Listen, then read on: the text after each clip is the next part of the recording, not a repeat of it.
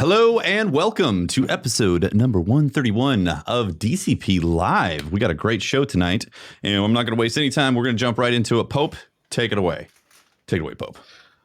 I'm taking it away. I was not ready. When you said a quick intro transition right over to you. I was just going to boom, intro. You were ready. Right that was a Pope. black tie intro. That was. See? I took Briar's inspiration about making it classy.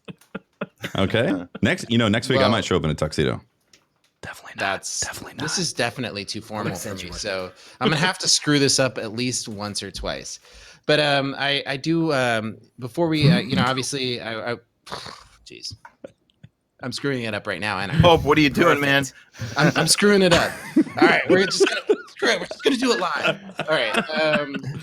So I wasn't planning on coming on the show tonight. I actually have plans, and I got a jet, so I'm going to be only on for this beginning part. But I got a message from a listener of the show, and he was concerned because his son was being bullied at school. And you guys all know that my job, I work as a school administrator, and I see that ugly side of bullying when it goes too far. And unfortunately, over the years, I've had to deal with the depression and the feelings of insecurity and all the stuff that comes from bullying. And it hit me really hard. It's like this kid's 6 years old, and he's getting bullied at school, and his dad's like, it would mean a lot to him if you talk to him. So I was at work, and I was dealing with a bullying case at work, and I put myself in that mindset, and I wrote him a letter. So I wanted to read the letter to him, and I feel like every time I start to talk about this, I realize that I got all emotional about it, and it really, with some introspection, I realized that shit, I'm still not over that stuff. Like it really affected me from when I was little. So this message, this letter is for you, Caden, and so I'm going to jump in there and I'm going to read it. So Caden, let's see. I'm writing you to let you know that what is happening to you is not okay. Bullying is not okay. Your dad reached out to me because he loves you, and he wants you to be strong and happy. He is proud of the kid you've become, how thoughtful, kind, and what a great imagination you have. He asked me to talk to you, and I can't think of a more important topic for this podcast. So here it goes. The first thing you need to realize is that it isn't your fault, that it's going to be okay and things will get better. Over the years, I've learned that often people bully others because they are having a hard time themselves. Knowing that doesn't make it better, but it does tell you that there's a way for things to get better. It tells you that they're a kid like you, but you are stronger. So Caden, I was bullied as a kid. I was about the same age as you are now. It was super hard on me. It felt like nothing was gonna make it stop, but it did stop. It took me talking to my mom and a teacher I trusted at school to make things better. We confronted the bully together. It wasn't easy, but having them there with me gave me the strength. Strangely, that bully and I became friends. We both had divorced parents and siblings that had moved away. We became brothers at school. We were both hurting and dealing with it in very different ways. So what can I do? What can you do? Well, my best advice is not to try to hurt the person back. That can make things much worse. I want you to walk away. I want you to stay strong and stay calm. Breathe. Take a few deep breaths and count to 10. Then go tell someone. Talk to your dad, a teacher, or a school counselor. You do not have to deal with this alone. Unfortunately, as a school principal, I have to deal with bullies all too often. I tell the kids I work with not to worry. The bully may seem tough right now, but I'm tougher and I have your back. Stay strong, Caden. Just like Zavala or Ikora, your dad will always be there for you to help you get stronger and stronger. Listen to him, and then one day, When you are ready, you will be there to save the world together. So, anyway. That was powerful, Pope. That is Yeah. a great I got message. questions. Powerful, man. You know, Yeah. as a school administrator, you do see this stuff all the time, right? Like, and specifically, like, you know, turning the other cheek and going and telling a parent or a guardian or a principal, like a officer of the school, like, Mhm. is a great first step. What would be the second step? Like, if there's a reprisal for doing that, like, what would be the second step? So I've learned that violence is never, ever going to come out with the answer that you want. Even if it feels good, it's a visceral reaction that often has negative consequences. I feel like parents often tell their kids, defend yourself, and you should. You really should. But there's a difference between defending yourself and becoming just like them. And it's not how we as adults, as parents, we teach our children to solve problems. It's not how often when we try to deal with stuff through violence, unintended, very bad consequences have happened. And I've often had to deal with kids who got into a fight and it got much worse and someone ended up in the hospital and there was really bad consequences from it. And ultimately, at the end of the day, when kids, you don't want your kid to be in that position. And so defend yourself, yes. But there's a big difference between backed into a corner and having no choice and being able to walk away. And it's a hell of a lot stronger. I have much more respect for kids that can walk away and can go talk to an adult. And as an administrator, I don't know there's an administrator out there. I've lost. So Dan, just go ahead and turn your son maybe switch off from the rest of this conversation. He's 6. So so I've had I've lost students and it's not okay.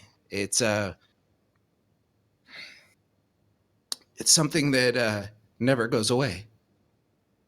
So, and it starts with just a bully, and then it goes somewhere else, and so violence never solves any of this.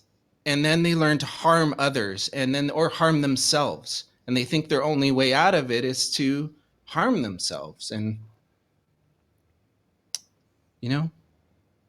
I just can't not picture. Is there any those kids. proactive things that somebody could do if they find themselves being bullied? Like they've talked to their parents, they've talked to administrators.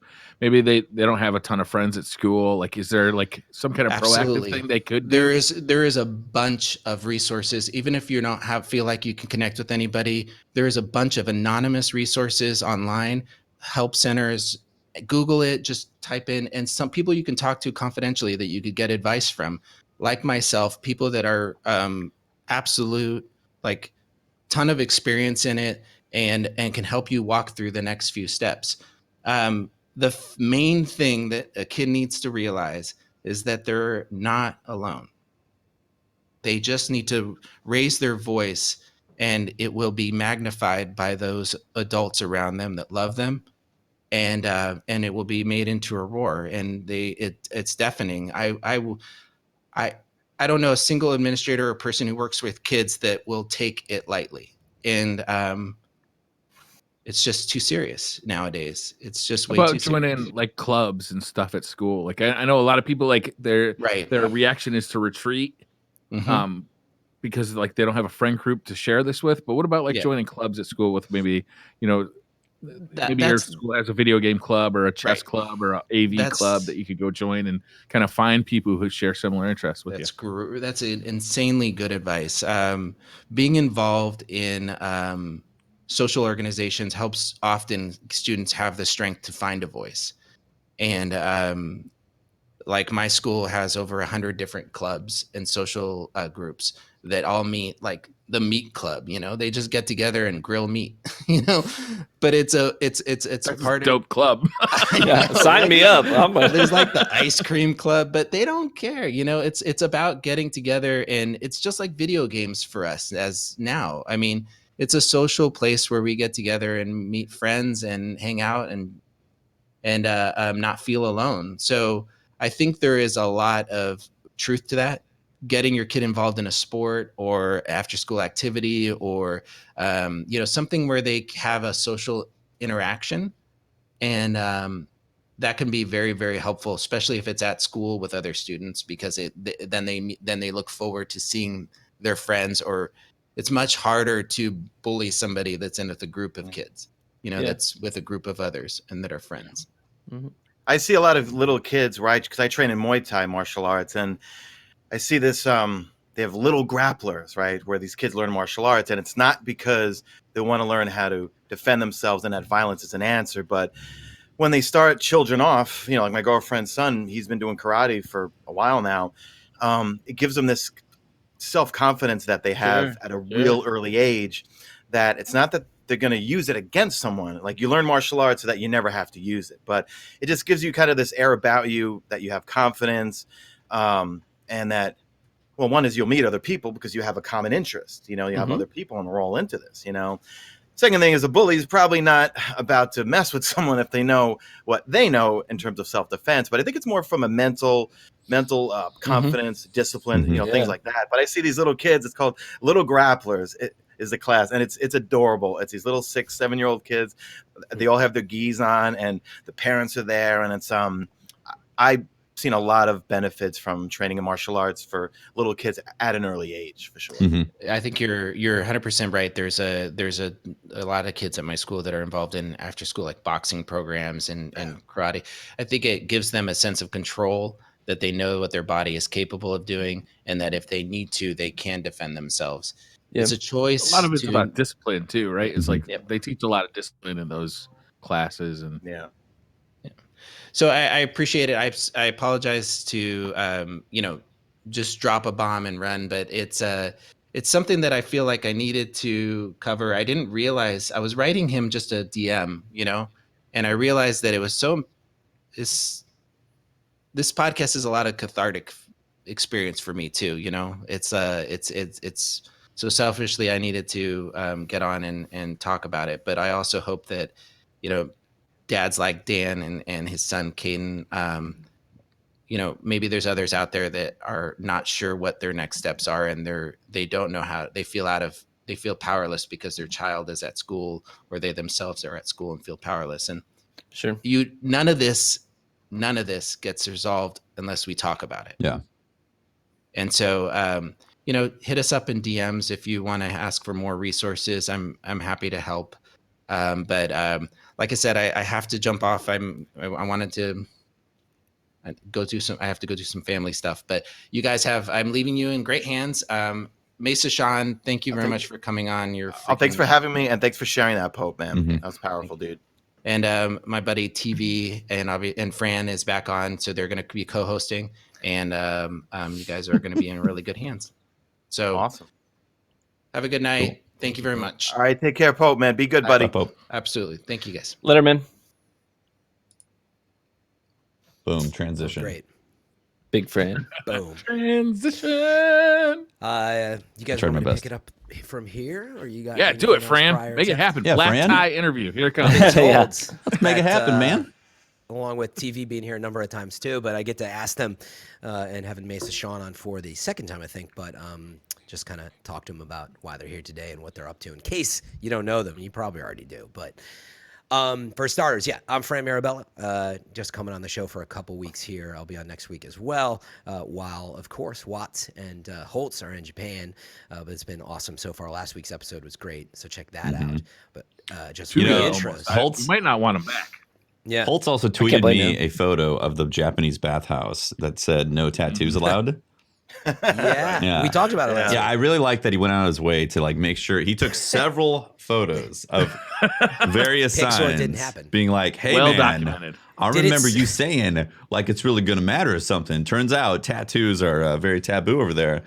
Hey, Tafty, did you see any butt tattoos on those pictures? I didn't. It was like arm stuff, you know? Really? Like I'm trying to intimidate somebody with a tattoo that says I'm in a gang instead of a nice heart on the butt. You know what I mean? Yeah. Tef, they're saying I'm low in Twitch chat anyway. So just FYI, I don't know if that's true or not. I was about to put that in text right there. Yeah, your mic volume's a little bit low. Can you actually bump yourself up? Because I already have you boosted to like nearly 200. Well, if I do, just a little bit. Live record. Let me see. Nick can take care of the levels. Does that change it at all? I can change. No, it did not. That's my regular. I have to change my preamp, which means I got to keep. But just give it a little bump on the preamp. I just got to keep an eye on my. Better. Yep. Okay. Yeah, that's good. That's good. Okay, let's hope that I just don't spike too much on my recording. Anyway, so alongside, of course, Teft and Briar, you guys know him, but let's quickly kind of get into it. Yeah, man. Here again with TrueVanguard with the green background behind him. You guys probably know him as TV as well, and MesaSean is looking all Darth Vader over there from the command center. Yeah. So the Death Star. So yeah, Sean, you've only been on the show a couple times. Is that right? Yeah, once a long time ago.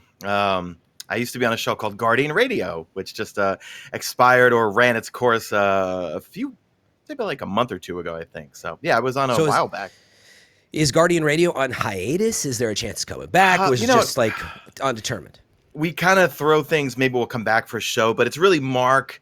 You know, Mark started it when Destiny was announced in 2013, and Mark just kind of wanted to move on to do different podcasts. He has a podcast called Enthusiast Life where they talk about like Marvel movies and comic books and all sorts of different genres of stuff. And I don't know anything about Marvel movies or that stuff. Don't hold it against me, guys. But have you not seen a Marvel movie? I don't. Never? Do the Spider-Man movies count from like 10 years ago, maybe? Wow. Tobey Maguire ones? Yeah. No Endgame hype? Wow. Dude, I'm more of like those. I thought I was bad. I'm obsessed with like Quentin Tarantino movies and indie flicks that like you find out of nowhere that are like, oh, that's a really good movie. Okay, that's good. That's really good to have that to replace the Marvel. The Marvel movies are great, but that's good too. Still no excuse. Yeah, I mean, it's such a. Have you seen Star Wars? I made a reference about Darth Vader. Do you know who Darth Vader is? Well, here's my problem: is I'm obsessed with the original Star Wars movies, and no one could beat me at Trivial Pursuit. But the Disney movies. Okay, let's put it this way: I was watching a review of the Disney Star Wars movies, and the top comment, you know, you could change your name and whatever. Top comment was Darth Vader, and it had Darth Vader's face, and it says, "Hey, those prequels are looking pretty good now, huh?" You know what I mean? Because I can't get into the Disney movies because I just feel like they're good space movies with a Star Wars brand on them, but I don't feel like they're my Star Wars that I grew up with. Did you like the prequels? My Star Wars. Well, the prequels I think were not good, of course, but they still were kind of true at least to you learned where the clones came from and you learned how Anakin became Darth Vader, even though it was horrible acting, and you wonder why like there was like cut. Mesa? I learned that the Force isn't some mystical power. It's like some kind of like midi-chlorians. Yeah, and it's a virus. It like ruined me. It was such a. I'll never forgive you. They need Steven Spielberg or something like a director like that to come back. You know what I mean? And like direct the prequels over, like redo the prequels or something. Redo them. Wow. All right. Well, we're not going to solve Star Wars on this. Yeah, no, we're not. But I think that's duly noted. I'm glad you've seen Star Wars. How did you throwing out Twitter questions? I'm going to ask for all new Twitter questions about Star Wars. Yeah. And please. Mesa, what I always like to know about, how'd you get your name? I'm obsessed with Mesa Boogie amplifiers. And I used to be in bands my whole life. I'm obsessed with Metallica and James Hetfield's my idol. I have ESP Custom Explorers, and awesome. My old bandmates used to call me Mesa Shawnee all the time because it's just a little play on Mesa Boogie. So my URL for my YouTube channel is Mesa Shawnee, and the channel actually I used to have a severe problem with buying and selling guitars. I used to buy and sell because I had these connections in Japan where they would sell these guitars you could not buy here because of this lawsuit from Gibson. And then I used to make reviews on them, and then just ended up not really feeling it anymore and just kind of moved on from it. But the URL was still MesaSean. And then I was like, you know what? The MesaSean sounds stupid. So let me just cut off the Y and just go with MesaSean. MesaSean, so. got it. And then everyone just calls me Mesa. Gotcha. And TV, what about you? What about TrueVanguard? The name of TrueVanguard, yeah. Okay, so I get all the time where people are like, man, what a nerd. You named yourself after Destiny characters. It's like, Yeah. no. When I switched over to PlayStation, the name that I had from my Xbox days, because I was always an Xbox player, the original Xbox, the 360, but PS4 is when I made the switch to PlayStation, and my old name was taken. So I was like, well, this is maybe an opportunity just to come up with a new name, something that might kind of define my play style, something that might reflect me. And at that time, I just played tons of shooters. I played lots of Battlefield and Call of Duty and Halo, and I was always a very aggressive player in shooters. And I thought to myself, well, what's like an aggressive? What would you call an aggressive person? Someone who's out there on the front lines, you know? Dong Lord 420. That was my next question. Vanguard. The word Vanguard. Dong Lord. The word Vanguard came to mind not only because it means people on the front lines, but also because of I had recently played through Mass Effects 1 and 2, and that's one of the classes you can play is the Vanguard class. So to do that, the bionic charge or whatever in, you know? Yeah. Mm-hmm. So you just like rush in, and I thought, yeah, that's cool. That describes So you. I thought, yeah. Super aggro. Yeah. That'd be your other name that you can have to choose from. Cool. And then I'm actually curious, Sean, like you guys don't have to answer this one. Your real names, my real name's Fran. I go by FM3. Are you actually Sean, or do you not disclose your real names? Oh, no, I'm Sean. Yeah, Sean, and starts with MCK, so Mick. Nice. And then what about you, TV? Do you go by your real name ever? Oh, yeah. People call me Ryan all the time. Oh, you're Ryan. Yep. That's what I thought. Yeah. It's funny. All these guys, though, I only think, Taft. I have no idea if that's the name. I didn't know what Pope's name was forever. It is. That's not your first name. Well, not my first. Exactly. But it's legit my name. Derived from, sure. It is your. Yeah, it's funny. I don't know like your names outside this. And Briar, same thing. Which, frankly, for online identity, like you just assume most people like they may not want to go by it. But Briar's name is Briar. I was always trust me.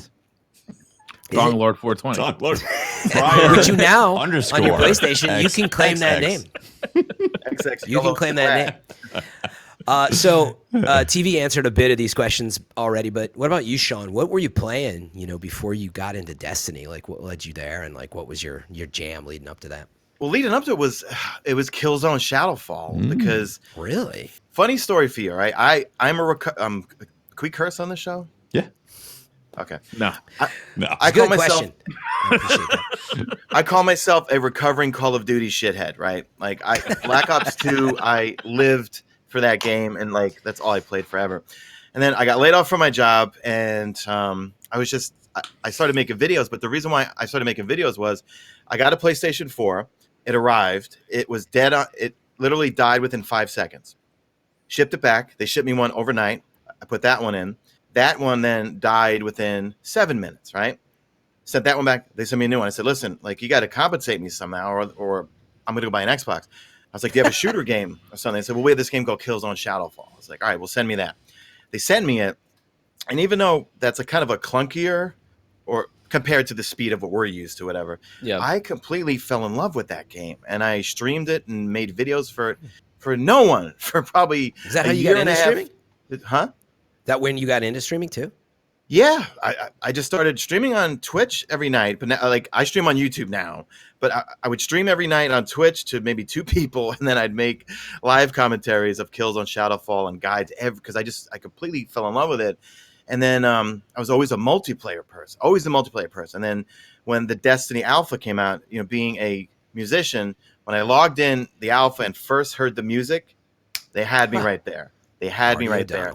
And then I went from being more of a multiplayer channel to then I like to shoot aliens and get loot. You know what I mean? And then just completely fell in love. And I think we all went through the alpha withdrawals into the beta withdrawals meaning couldn't wait for the final product, to come out. Meaning like you play the alpha and you're like, when is the beta coming out? I need to get to the beta. Then the beta, oh my God, when is the full game going to come out? And then, so it was Killzone Shadowfall was leading up to Destiny 2.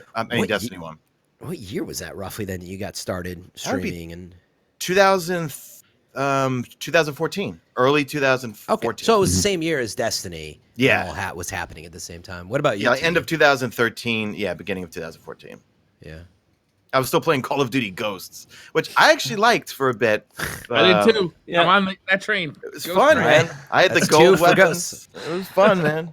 Good game. I gotta tell you, Mesa, there are 2 YouTubers that I watched before I got brave enough to actually start making content of my own, and my earliest content was modeled after these 2 YouTubers, and you were one of them. Oh, I watched you because I was really into Call of Duty, and I watched More Than Afterkill, Jay, because I was Jay. I was playing so much I was playing so much Borderlands at the time.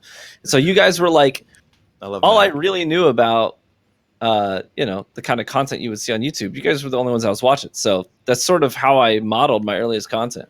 Thanks, man. That's awesome. What was the first games you were streaming TV? Was it Borderlands or? The first game I ever streamed was Destiny.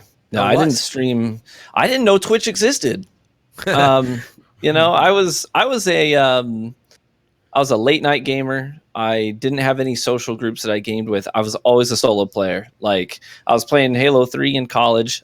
I lofted my bed in my dorm room, and I went to a private Christian university, and they banned M-rated games.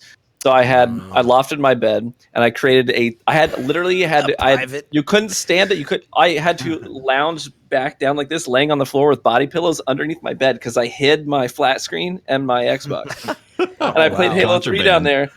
I got my level 50 in I got my first 50 in Lone Wolves because I had no one to play with. It was just me under my bed at night at college. And so I didn't know Twitch existed. I didn't know anything about this stuff until the first I ever knew about Twitch existing was I had already started making some YouTube content for Destiny, just because at the time I was working for a nonprofit, and I worked with a lot of young people, and they were really into games, and they wanted to know how to do some things. So I started making videos to help them out, but then they caught some traction on YouTube, and I grew a bit of a community there. And then my buddy Hovey was like, you should try streaming sometime, because he streamed. He did some streaming through Resolute's channel back in the day. He's like, you should try streaming. You got a community on YouTube. I was like, okay, whatever, sure. That's awesome. Yeah, I started streaming with Destiny as well. What about Teft and Briar? Like, first game was Destiny. Yep. We're playing Destiny. Shouldn't be surprised. My first stream was on the Planet. My first stream was on the Planet Destiny Twitch page for 500 people. Oh, wow. You started pretty big for most people. Sean's really out there with 2 people. Same for me. It was weird flex, but okay. Yeah. That was pretty solid. It wasn't a flex. It was very uncomfortable. I had no idea what I was doing. Yeah. We're in like the same boat, because we basically launched the Planet Destiny channel like at that week with Wally. And same thing, going from like having no live viewers to suddenly like hundreds of people in chat is a little strange. And I would do, I would have back on my YouTube channel, I was doing Reset Raiders, and I thought, hey, we should like do a live episode of Reset Raiders, and that turned into a train wreck, because I was not used to people talking and chatting, like we were screwing everything up. Like it was an interesting stream, but yeah. TrueVanguard was one of the first channels I found, because I was Googling, how do I get better in Crucible? And it was him, Hovey, Manigator, and you guys. And then I did a few I was carried by Hovey and you guys through trials a few times. But I remember that's how I met.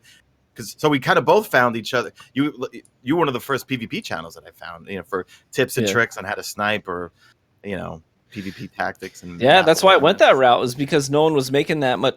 There was literally no one making tutorial videos on YouTube for Destiny. The only PvP channels that existed at the time were some of the like ex-Halo professionals who were doing montages and no commentary, just showing their skill off. And I was like, but is anyone going to tell me? I need to know what this gun's capable of, or this class is capable of in the Crucible. I was like, if no one's doing that, what? I could try. Open market. So that's cool. Awesome, man. Maybe on that note, like what is your specialty? Like where can people find you now? MesaSean, what can they expect? Are you just Destiny?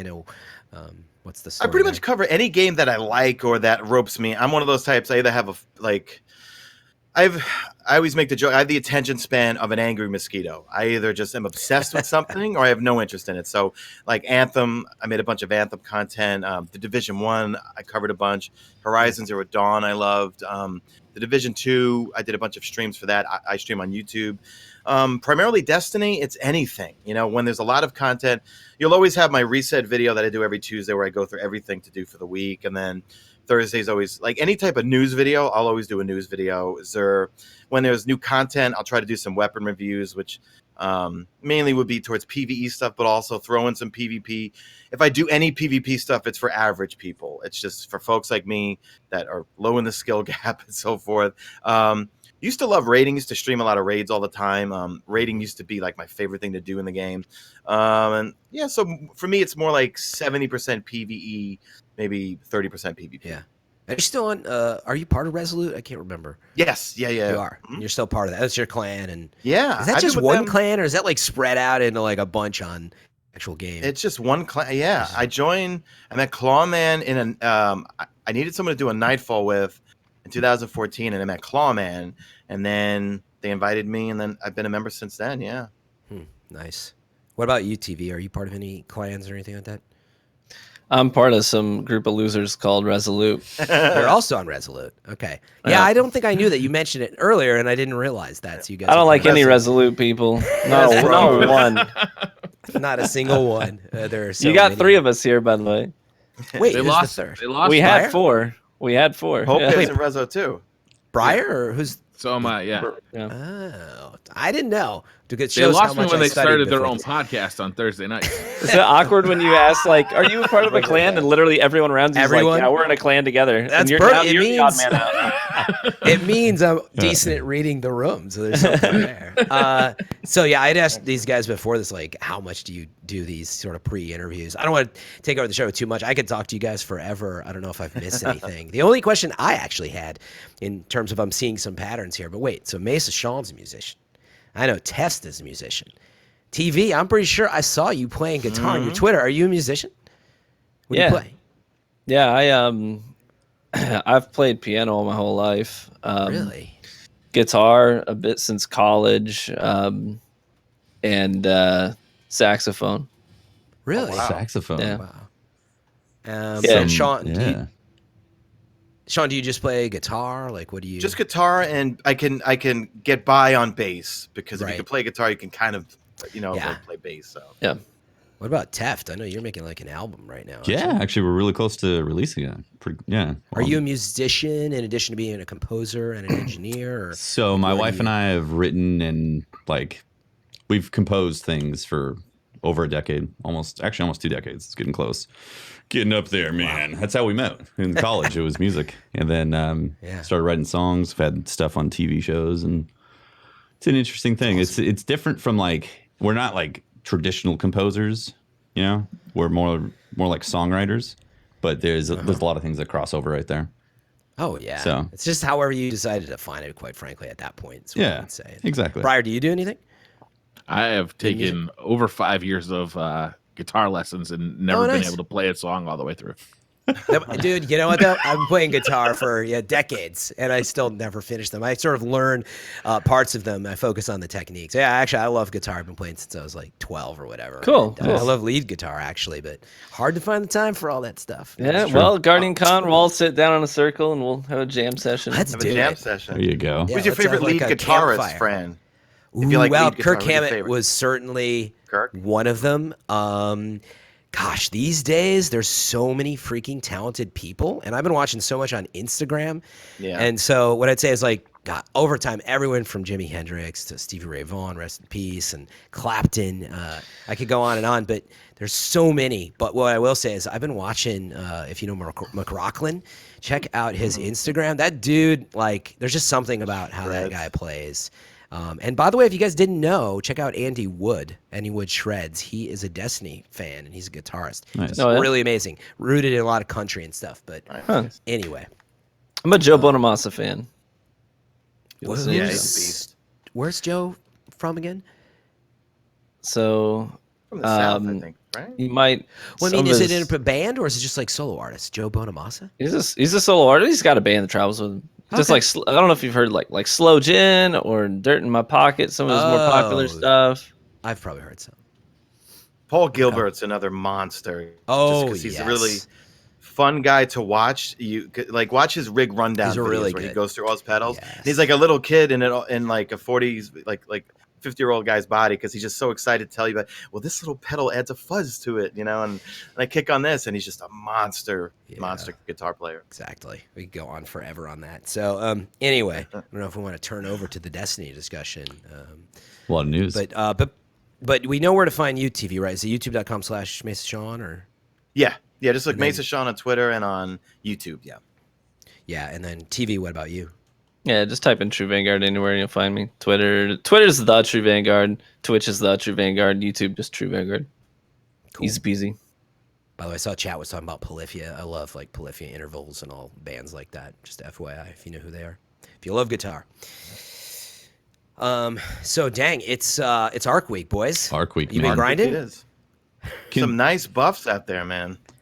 So aside from the actual patch that dropped, what did Arc Week actually bring? Because I'll be honest, I've been on Eververse. I've been ripping Catalyst. Catalyst, okay. And Catalyst. I just we got new Catalyst up mix, which is nice. So I haven't played Arc Week yet because I've been ripping the loot bong of Borderlands 1 remaster, and it's been intense. Me too. I've had a lot of dazed and confused sessions over that, so I didn't get a chance to experience Shark Week yet. So I was kind of expecting when I saw it on the roadmap that it was going to be like an event, meaning a new activity that involved Arc. I didn't realize it was going to be just changing all of the subclasses and fine tuning them and then giving us Arc singes on all the activities, you know. Maybe this is something like they're testing the waters with us that, all right, you know what, if this works out and people enjoy the changes to the subclasses, let's do a Void Week down the road, or let's do a Solar Week and tweak all those, you know. But I know hunters don't want spectral blades touched, right? For PvP? You guys completely comfortable with that one right now? Just don't touch Quiz. Joke. You got to wait till Void Week, man. Yeah. Wouldn't make sense, right? To drop it, like you got to wait till Void Week to fix that, man. Well, I mean, Nova Warp got buffed on Arc Week. Yeah. Oh, okay. Well, in that case. It wasn't just Arc. That's a good point. Yeah, we talked about there were so many updates last week. We went through every last one of them. But have you tried the new Nova Warp? Like, what's the Nova Warp feels better. I think they're leaning into that subclass as being more about the neutral game and having a usable super. And I think they went that same route with the Stormcaller as well. So neither of those supers are hyper aggressive, hyper in your face, over the top. Both of them get shut down by other supers very regularly. But the neutral game is still pretty strong on the Nova Warp subclass with the handheld Supernova. With the ability to throw shotgunners away from you with the melee ability. It's a really nice subclass. Just pretty well balanced now. I think they did over nerf that super originally. Mm-hmm. I remember when they released those patch notes before we got that update, and I was reading through it. And it was like, you know, 1 line or 2 lines for everything. Then it said Nova Warp, and it was bullet point after bullet point after bullet point. I'm like, stop! He's dead! Quit! And so it was good that they sort of corrected that. But what about, maybe all these talking about things you've experienced with the changes, but take a step back to fans seem to really have a problem with what happened with Arc Week. It's on the calendar. It's coming. It's out. It felt like an event, right? Yeah. Well, we all thought it was. You can say that now. I think last week we said it was an event. There was a lot of I saw people were really upset. You know, I don't know if that settled down at all, but they were like, why did you say that this was an event? How do you guys feel about that? I think they had yeah, go ahead. I just spoke. You go ahead.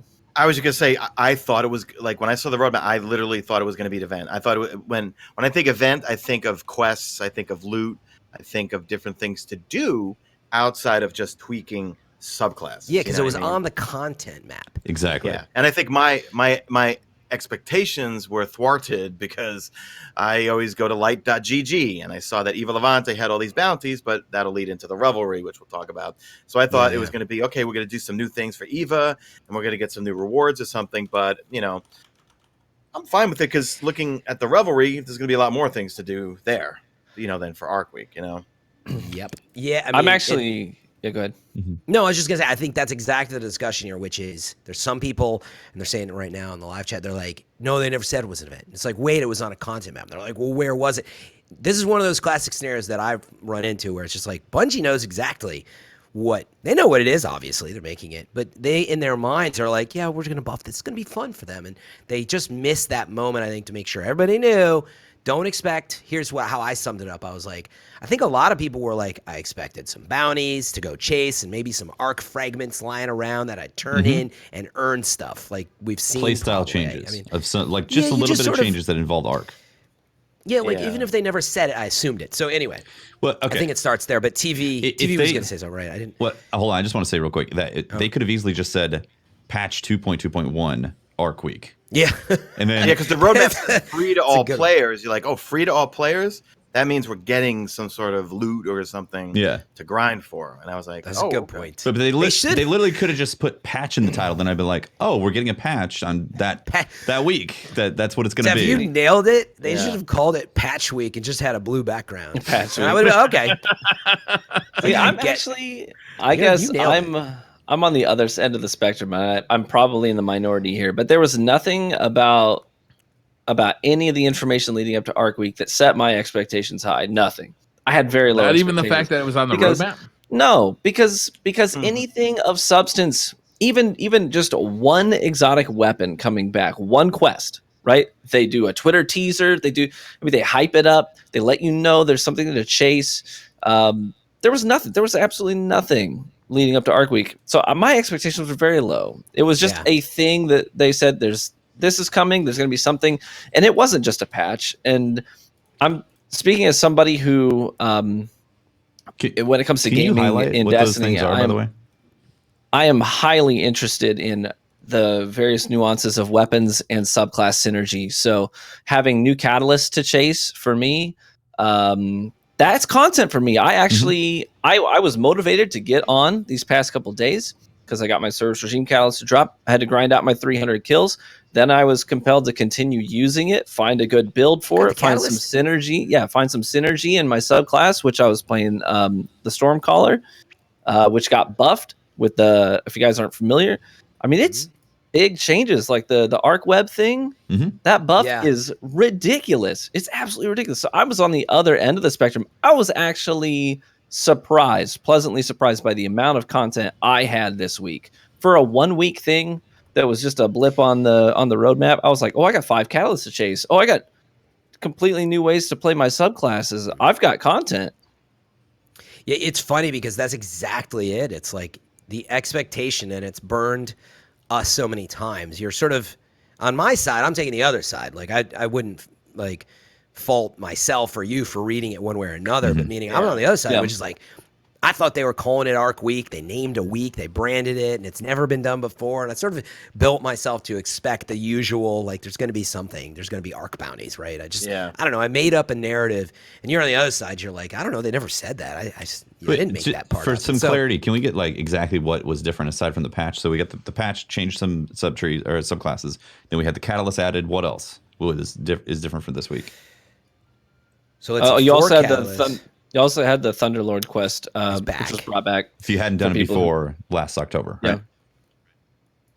So all of the PvE reset stuff was arc based, arc modifiers, for the whole week. Yeah. Okay. Yeah. Oh, yeah. And they added, right, the like I have it off to the side. And again, there's so much information in last week's update. It's hard to find. It's a big update. Aren't the drop rates had been increased? Was it in this update? Right. Oh, yeah. That's another thing. Yeah, for the Reckoning. Yeah, like I got so many drops last night because they guarantee you now that if you play Reckoning or if you play the Gambit Prime, you're guaranteed a weapon the more you play it, because that's a big frustration. As soon as I heard that, I said, you know what? I'm playing Reckoning all night. And got myself a few pulse rifles and the submachine gun, I think. But that was a big incentive. Like, I love, like, they need to do that more often. And with future updates, I feel like, in terms of guarantee, the more you play an event, if you want that role. But I know, like, Glad was tweeting out about that there's so many weapons in the loot pool.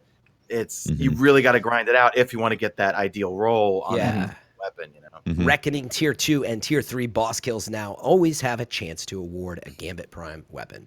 Yeah, always have a chance. Oh, it's always. But it says the more that you play it, you're guaranteed one though. It says the more that you play it, you eventually will get to a point where you're guaranteed a drop. It says right.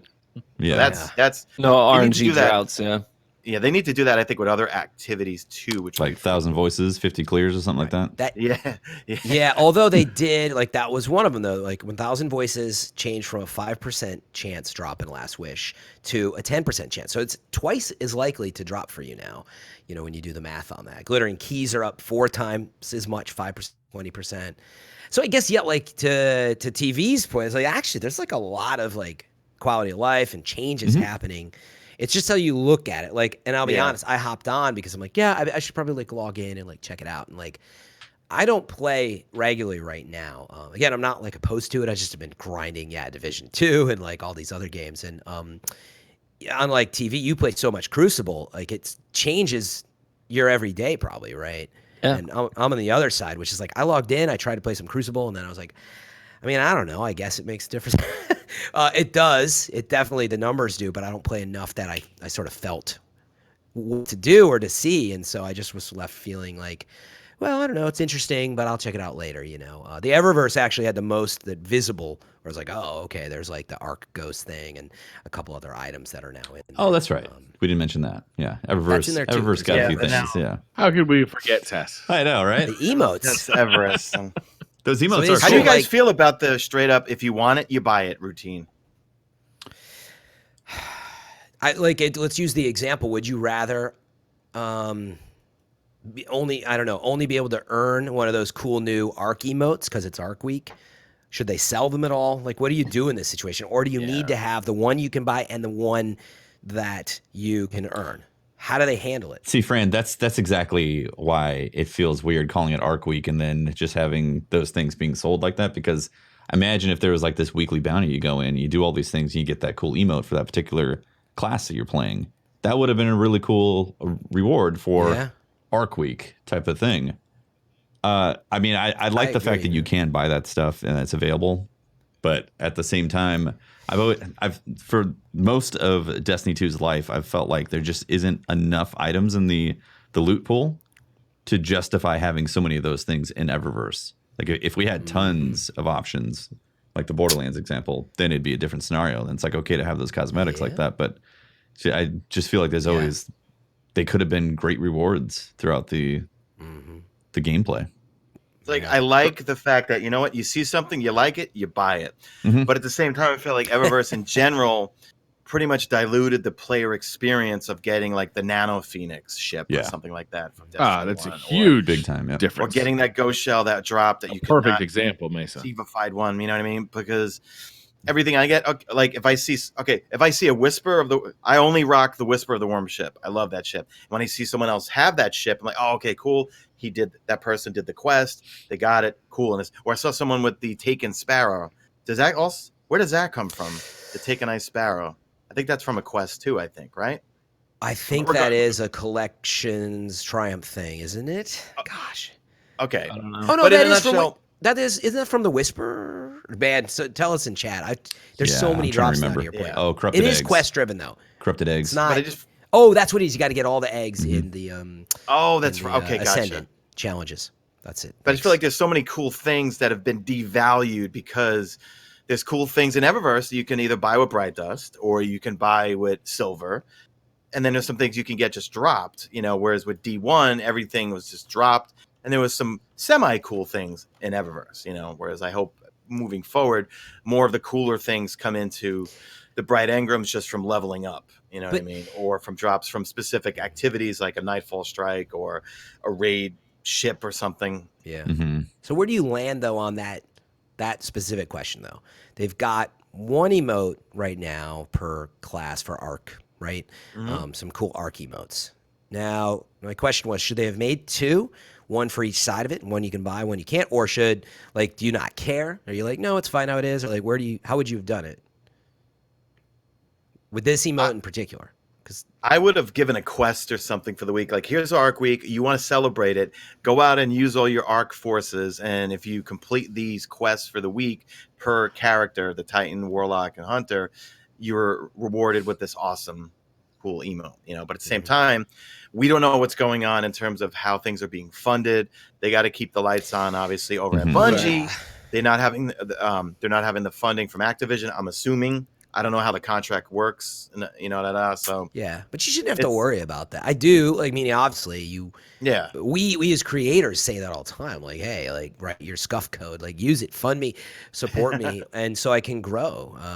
So I get that side of it, but at the same time, I'm just looking at the content, which is like, we did pay $30 for the pass. I forget if I'm trying to find the roadmap, which side of, well, this is Eververse drop content, so don't you need you don't need that. I don't know if that you don't need the pass to buy this. No, Mesa's not out there saying, if you want the end of this video, give me $50. You know what I'm saying? It's like saying, if you want to buy a Scuf controller, use my code and you help me out. Additional. Yeah, go ahead.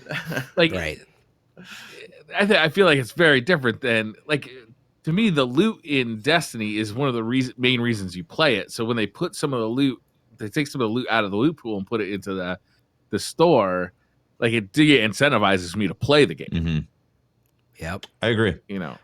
What about you, TV? Oh, sorry. No, well, I think the main reason for me and why I feel that way is that the stuff that's typically in the Eververse store feels serious. It feels cool. It feels, the majority of the time, not always, but like 95% of the time, the things from Eververse have this, like, they could have been in the game type of glow about them.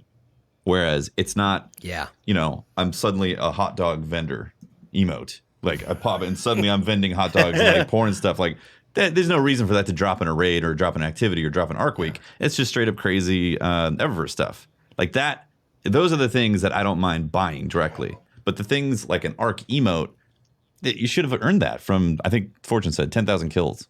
10,000 kills with Arc weapons, you're in that emote in Arc Week. That would have been cool. That would have been cool. And it has to happen during Arc Week. Yeah. Yep. What about TV? Where do you land? Withholding content or not? I understand both sides of it. I really, really do. For me personally, and I don't know, I might be in the minority. When it comes to cosmetic stuff, I'm not really a stickler for that kind of thing. I mean, I like to peacock as much as anybody else when it comes to looter shooters, but emotes, they don't do it for me. I think they look cool.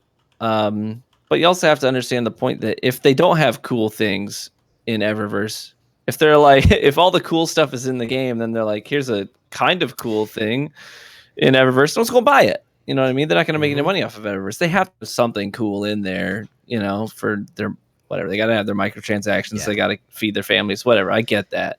But as far as things to chase in the game, I'm after more meaningful things that directly impact the way that I play the game. And emotes aren't it.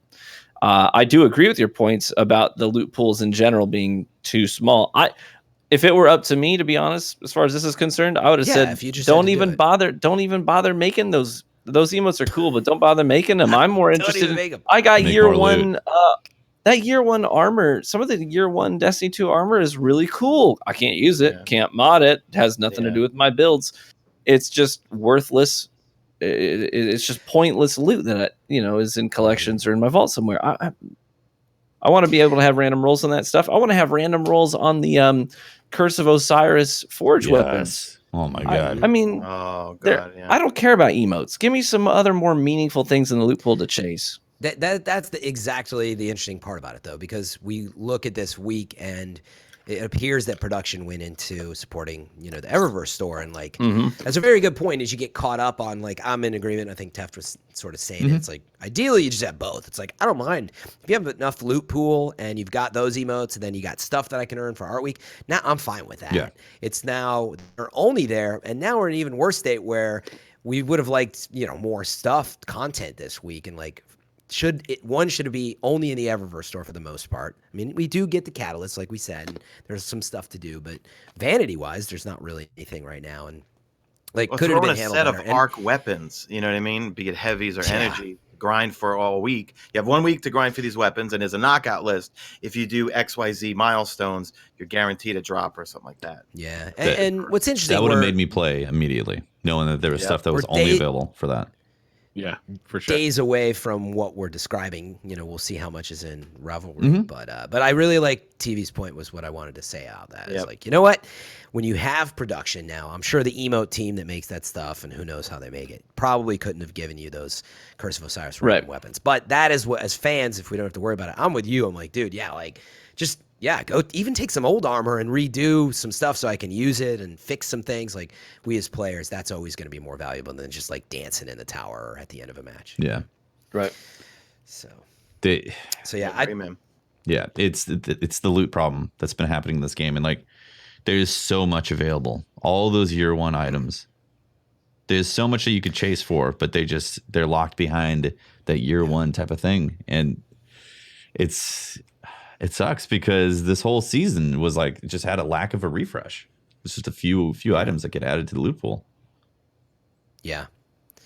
So I don't know. We want more toys. We want more toys. Exactly. We want more weapons to play with. I mean, armor's cool. I like armor, but I want more weapons. I mean, remember when Iron Banner got a refresh when Lady Efferty took over, and all the Iron Banner weapons, they looked different, they sounded different. The Clever Dragon, the lingering song, and all that stuff. Man, my favorite meta was the pulse rifle meta. Man, remember when they nerfed Clever Dragon? Yeah. I still have PTSD from when Clever Dragon came out. The Silver Red Dread, that heavy machine gun. I still have all three in the different flavor elements and everything. And my God. Yeah. The thing about those weapons was, I mean, not only was the Clever Dragon extremely effective in the Crucible, but those weapons looked, sounded, and felt completely unique. Exactly. Like they just were incredible weapons.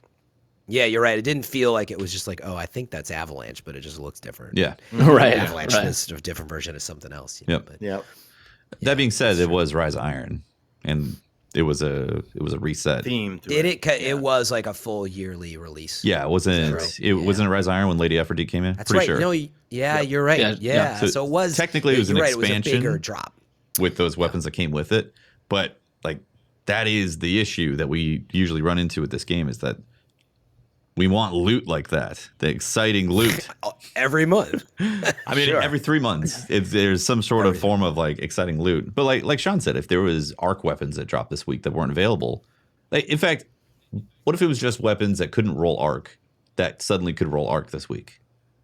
Yeah. Yeah, like you're saying, existing weapons. Mm-hmm. Would they normally just flip solar to arc all of a sudden? Well, I don't know. I don't know how that would work. Maybe it was like you have like a 50-50 chance of if you had a... maybe it's a consumable. Yeah, like a right side or wrong drops, and it now can be arc. It has a 50... or consumable. Yeah, you earn the consumables to like convert them. I don't know. Something just... I'm not a game designer, so I'm not trying to step into that role and assume it. But like those type of things that change the loot pool to feel a little bit fresher. I love that idea because I'm still using the ring. It's Arc Week, but I'm still using my ringing nail God roll with Dragonfly and Rampage because it's my best weapon I have for an energy. But if I could have an Arc flavored one, like you said, if certain weapons this week could roll with Arc, like love that idea, man. Yeah. I mean, look, I'm sure if you sat down with Bungie, right, and asked them what would you have liked to do, and that's the problem we get into is, as being on the other side of it, is like. You ask them to we have so many ideas that we would have loved to. You're right. This was a test. Yeah. And they're like, we're a little busy with Destiny 3 and what we're doing for the September. And remember Trials, which now that whatever they were doing, I don't even know what happened. And they've got a lot on their plate. They're losing Vicarious Visions and Moon Studios as part of Activision. Like they've got a lot to figure out. But it goes back to that comment I made. I'm like, we can't worry about that. Like exactly, Fran. Like we're as content creators, we need to be aware of that. But like, as fans, we shouldn't have that burden as fans. No, it's like, I mean, frankly, for me, it's two things, usually really simply. What did I pay for? What do I expect that I get for that? And that's where for SARS, quite frankly, the $30 you pay for the season pass, it is worth it for the amount of content. It's just so spread out that people have this missed expectation. And the other side that I always think about is like, it's just about competition. If a free game is out, free to play even, and it has more content than you're offering, yeah, you're in a sticky spot. And I am going to compare it to that. So that's how I look at it. You know, what do you expect to be able to get access to? But they got Revelry When next do you week. expect us to hang around? Every week, you mean, or just at all? No, I mean every week. Yeah. You know, like That's fair. Yeah. I don't. You know, we put the money in for the season pass, and then you know something like Arc Week comes out that's on the roadmap, and you know everybody's kind of looking at it as the next thing on the roadmap. That's what's really interesting. Like if they disappoint you. Yeah, I think that's the dirty secret, which is like Bungie is so analytically driven. If the player base is, I don't know if it's 700,000 people or 1 million, or I don't really know. They know exactly what to expect. I wouldn't say that I'm disappointed. I think I personally set my expectations wrong by looking at the roadmap. I think, and at the end of the day, we're Destiny 2 junkies. All we want is more, and Bungie wants to give us, or we should think that they would want to give us more, but we don't know what's going on. I've never worked at a studio before, so it's a tough spot they're in. Yeah, that's where I'm at. It's like I might have had a failed expectation about Arc Week, but ultimately, I didn't for what I'm getting out of the pass. Like, it's not like I'm mad about it. For clarity, right? I'm like, same. I thought it was gonna be something else. I'm not mad about it, and frankly, I'm a little grateful. I'm like, I'm trying to get ready for the raid in Division, an 8-player raid, and I got more. You got to look at it what are you when you get an annual pass? Well, what are you doing with the annual pass? Well, one is for me myself. I'm still trying to forge a God Roll pulse rifle, right? So I'm still using that content. And now that we have Season of the Drifter, I'm constantly trying to farm for the Gambit Prime and Reckoning weapons, So to me, that's content. Yeah, I'm still trying to get my power level up, and I could still go back and do the Ascendant challenges and do the Nightfalls. And yeah, that's still technically old content, but I like that it's still there for me to get my power level up. You know what I mean? But I'm still playing new content or grinding for new toys to play with, Yep. So nice. Player expectation, man. Yeah. I don't know. You guys go to GuardianCon this year? Yes. Just booked my flight. Yeah. Nice. Mm-hmm. Well, you'll be seeing Bungie down there. Yeah. That's right. That was in the they just announced today they'll be going. And yeah, that was in the TWAB, right? It's a good point. That we was in should the double TWAB. check. They announced that they are going to GuardianCon on July 5th and 6th in Orlando, Florida.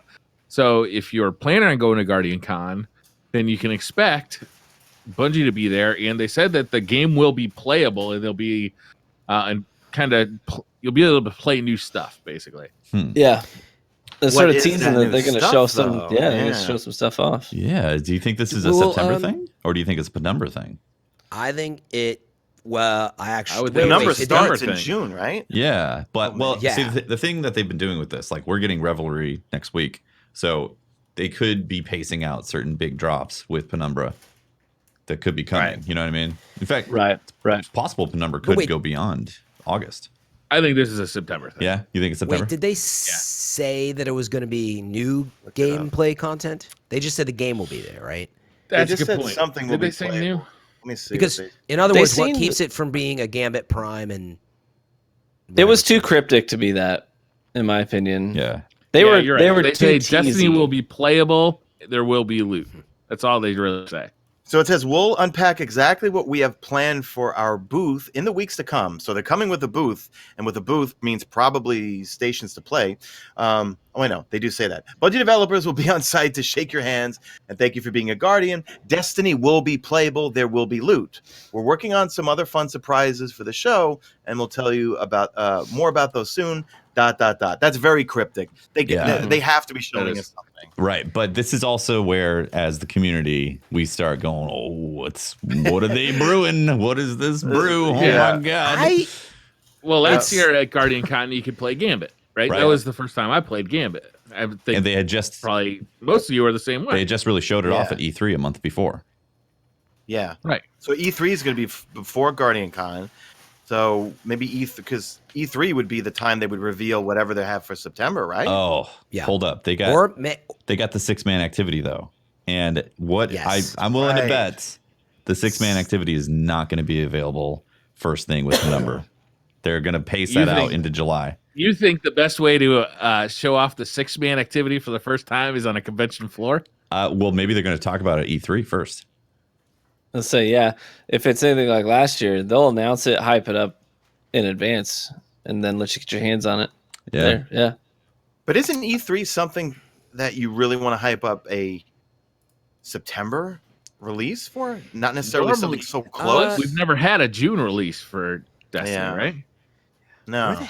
Where the heck is the latest roadmap? If chat has it, please link to it. I've got it right now. So for the summer, Triumph, for June, August, June, like a summer release. Yes. All right. So for June and August, it says Exotic Quest, Solstice of Heroes, new Triumphs and Lore Book, new Rank Rewards, Iron Banner, Redacted, new Triumphs and Lore Book for annual pass content. Yeah, they took a bunch of stuff out and put Redacted there. It says new Raid, new Weapons and Gear, new 6-player match-made activity, power increase, and new Vanity Rewards. So we could read into that all we want, but we'll see. Yeah. They're pacing this stuff out. Like they're on this roadmap now of doing things basically on almost every week where we're getting some sort of piece of the pie. So I'd imagine that 6-man activity is probably going to be later in Penumbra.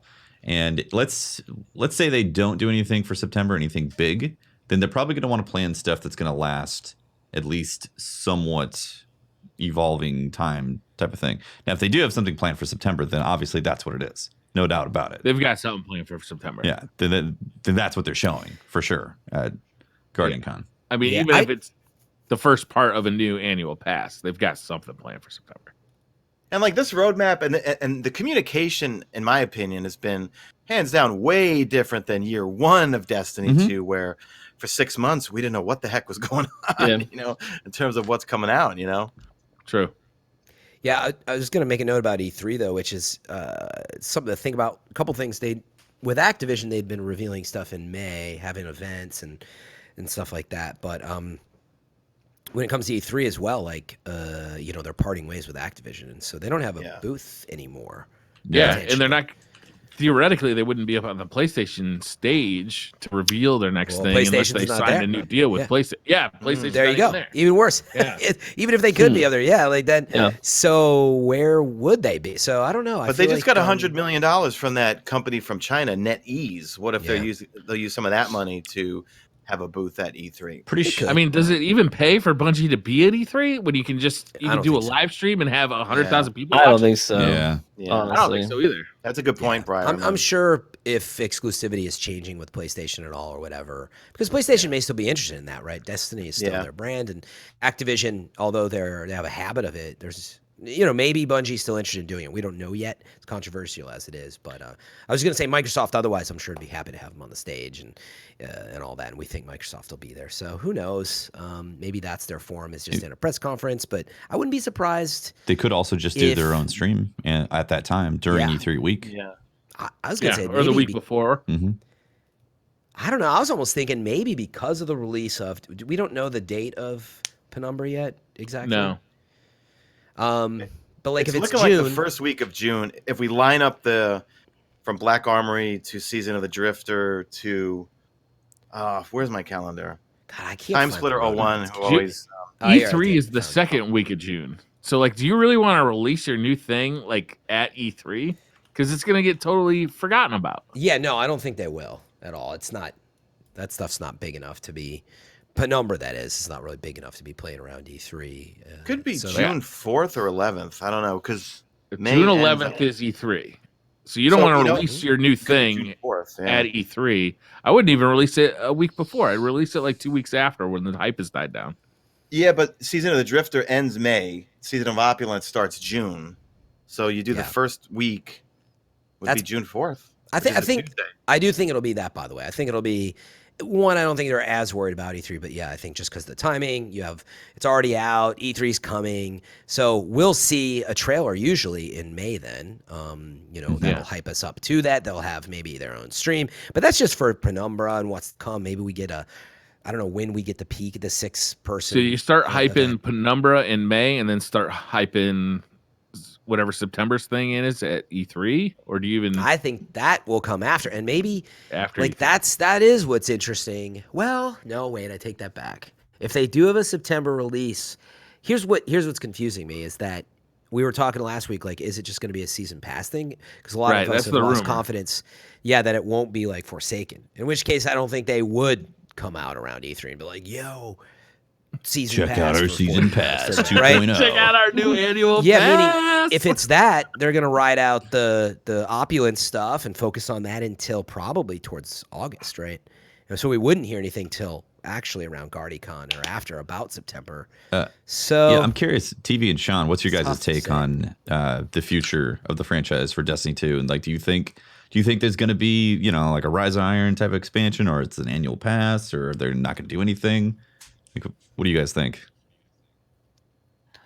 My guess is that you're going to see a cadence where it's going to be like, I think they'll keep the season routine going, but I think they're going to punctuate seasons with content drops that are larger, Rise of Iron style. That would be my guess.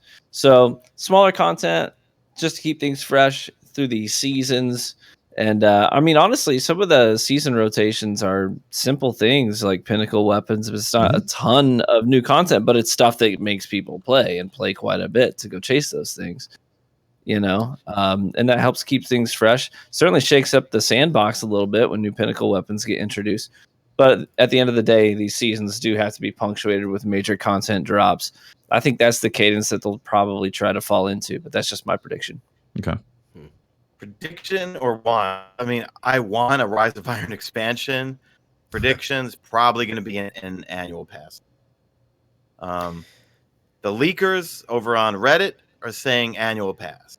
Whether they know their ass from their elbow, I have no idea. But I'm guessing annual pass. We said no swearing on this show. Unbelievable. Oh, sorry. Jesus. I dropped an S-bomb before, though. Come on. You get the elbow talk out of here. Ass to elbow references? Oh, my God. I don't know. I think annual pass probably, I think. Yeah. It's funny to hear everybody pretty like come to grips with it already. They're like, yeah. I wonder if it's partially because the Activision stuff, but I'd rather have a Destiny 3 that is like out the gate, polished. Yep. Like amazing, 100%. like knocks our socks off. Isn't that what we were saying in year 3 of Destiny 1? As long as you're working on an awesome experience for Destiny 2, like, I'm okay with year 3 being terrible. But how much did we love Destiny 2 when it first came out, man? I mean, if we think about it, the campaign alone was just phenomenal. The cutscenes were amazing. I do agree with you. So then we were like, all right, now what do we do after this? I even still I miss going into the Leviathan. I love that raid. See, Leviathan was a damn good raid. It's the opposite problem in D1. It's like D1 had lackluster kind of like get you into the game experiences, but then the end game was like, oh, I want this stuff. I want to hit level 30. I want to do the raid. Yeah. And then D2 had the reverse effect. It was like, okay, there's a story. And like the mid game is actually pretty decent. Then it was like, oh, there's not as much loot in this game. What do I go after? I mean, I just did a video like my top 10. It was supposed to be a top 10 things I missed about Destiny 1. And then it was parentheses, well, actually much more than 10. One of the things I missed was like logging in every Tuesday at reset and going to there were so many vendors with a gazillion weapons to check out, and like, oh my God, I got Future War Cult selling the Wounded with full auto Firefly and Outlaw, or, the Palindrome this week's got Rangefinder and Outlaw. And, there was just so many things to log in. You know what? I want this. I feel like I feel like they got to a point where almost every day you logged in, there was at least something to go check, whether it was like Arms Day or vendor refresh. Arms Day was such a great addition. I loved Arms Day. Looking for that DIS 43 or a PDX 45. PDX, and then you'd have to go, if you were short on marks, because you could only hold 200 marks, but you wanted to buy 3 weapons that week, you had to go grind strikes or grind whatever to get those marks to buy those. I forgot about that. You can only have like 200, right? Yeah, and then you go to the tower now, and there's no weapons to buy. There's nothing to look at. Yeah, the factions don't matter; they're irrelevant. Yeah. Factions are in here. I mean, I wish those played powerful roles in our loot consumption in D1, and they were just wiped out. Refresh. Yeah, like there's so many YouTube videos about just what vendor refresh weapons are worth actually picking up today. Yeah. Like, 150,000 general views from the interest. Jez. Yeah. Because people are interested. Well, like from an armor, that or like kind of from an stuff is valuable, right? It's like a weekly reset of vendor weapons and arms day, and like that kind of stuff is valuable because every time you log in, there's something to go check. What's new? What's going on? What's happening in Destiny? You get your Arc emote from Eververse, Briar. But also with armor credit too. card bounce, I can't do it. Because you would If you pull hung a up bad check up in the back wall, you can just see it. for armor too, because you would. I used to remember pulling up Destiny Item Manager, and it would pull up all the vendors, and it would give you a percentage to 100% of what the tier roll is for intellect, discipline, strength. Like, oh my god, she's got the artifact. Remember good old artifacts? Oh It yeah. has a Oh yeah. 100% stat roll for intellect and discipline. You know what I mean? Forgot. Or Future War Cult's got a helmet that has XYZ on it. You know what? I got to switch allegiances from New Monarchy or whatever. Yeah, you would check the temple, you would check the reef, you'd check the tower. There was so many places to go check on a weekly reset for things that were different in D1. Varix, Petrovenge too. Yep. So yeah, it'll be interesting to see how it all rolls out. We didn't really touch on. That's right. That there's a new raid coming too. So that's true. The thing. Yep, So I got a lot of light grind to do between now and then because me too. I have not been on the ball in the season of the Drifter. Yeah, and I'm like 665, taking my time. But here's the thing: there's probably going to be some blue bounties that knock you up to 690 within a day. Probably. Mm? In the past, I've always thought there's always a catch-up mechanic. Yeah. And I hope the last time there was a new raid, there was no catch-up mechanic, and I was suffering. I hope might, I hope they follow suit with Division. You got to give people time to get raid ready. Yeah. Yeah. I think it it's going to hour. make raid day so much more interesting if a ton of people can compete in the race and be active in it. Because I think it actually turns some people who would raid, I think it turns some of them off. Because it feels overwhelming that they're like, there's no way between my job and my family and then they get behind. Then they get behind, and then they're like, man, it's so much work for me to catch up, and all these people are raiding. And it's just, I think, like, I don't want to be the only person who doesn't know how to do this. Yeah, I think that needs to be much more approachable in that regard. I agree. Some of my favorite stories in D1 were the underdog stories that came through and were surprises. Like, who are this random clan that just showed up and like happened to just have all the things aligned? Like, those were really fun to hear about. I'd really like to see him go back to a normal mode, hard mode raid, but I'd like to see the normal mode be approachable. Like, I'd like to see it be like people can do this.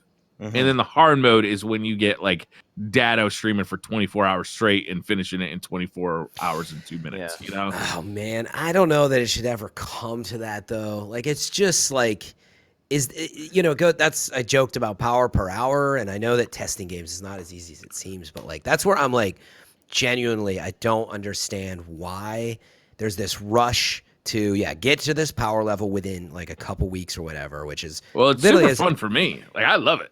Okay, but as I've seen, it's the most exciting like 10 part hours a day, every day, 10 hours a day, and it's this exclusive group of people that if you're slacking 10 hours a day. Yeah, exactly. 10 hours, it's 10 hours on a slow day. My point Fran. that I'm trying to make though, Brian, why is that? Is it all like for the marketing that it's so exclusive, and like if only 15% of people play the raid anyway, well then who cares? Like a marketing event. That's where I'm coming from. Like, for me, I don't have a problem with like, make it 3-4 weeks out. Who cares? Like, aren't you increasing the chances of more people playing? So like, what's the? And if more people had the opportunity, problem? Like, if you're not limiting it to just people who can do this full time for 4 days straight, like, and you're broadening it to the entire player pool. More people have a chance to try and complete that raid day one. You got more people just like engaging. And you can find people. It's gonna be more fun. Half the problem is getting it. Dude, are you ready? I don't know, man. I'm like, this crazy. Then you got the one person on your raid team that didn't get their power level up. Yeah. And then yeah, because they had a Briar. job and a family. Briar. Super fun for him to be left behind. But no, like isn't it the same people that get world's first every raid that comes out? Like the first few I mean, raids lately it's been, Glad or gigs or whatever. And these people are playing 10, 12 hours a day. And I'm not condemning that can be cool, because if you can do that, it's a pretty amazing experience. But I just don't get for what I think all want Destiny to be, which is this group of amazing, players that come together. Yeah. Inclusive instead of exclusive. Yeah. Yeah. And like, there's no making, and they tried to do it with the beta stuff. And like, it's just too exclusive still. And like, why make it worse? And so one point I wanted to make was like, I know around Forsaken, people were like, dude, if they waited too long, everybody would just blow through it. And I'm like, that's where I still put my hand up. I'm like, wait a minute. Then why not just cap? Like, if you wanted to set, the enemies in Forsaken to go from 665 to 675 to 685, whatever.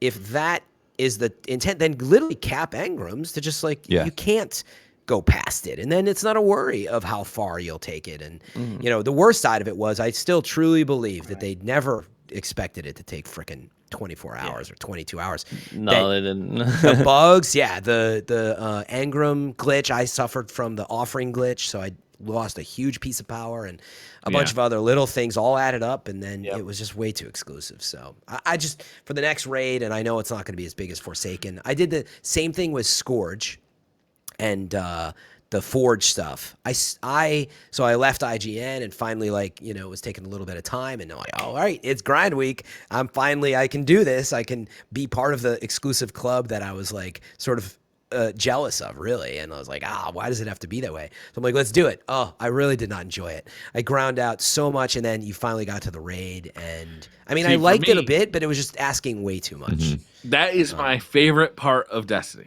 There's that week-long grind where all I do is I eat, sleep, I die Destiny, right? Is I play Destiny from the minute I wake up to the minute I go to bed. My wife is mad at me. My kids love it because they don't see me for right? Like, it's great. But I completely agree with you. I think that this is set up for like such a small portion of the populace that plays Destiny that it definitely needs to be at least 2-3 weeks out. Yeah. Even though I would miss it dearly. Yeah. Yeah, you don't want it to be too far. I really stand by that. I've seen numerous raids now that it's just asking for way too much. And if you calculate, the power per hour, the PPH, it's like you've got to be able to figure out an average if you're Bungie and say, look, I think realistically, if we set it 3 weeks out, it's the people that play 5 hours a day or 4 hours. Set a realistic but worthy number. And still make it special, but not like seriously. My guess has been for a lot of people, it was like an average of 8 to 10 hour a day, like every day.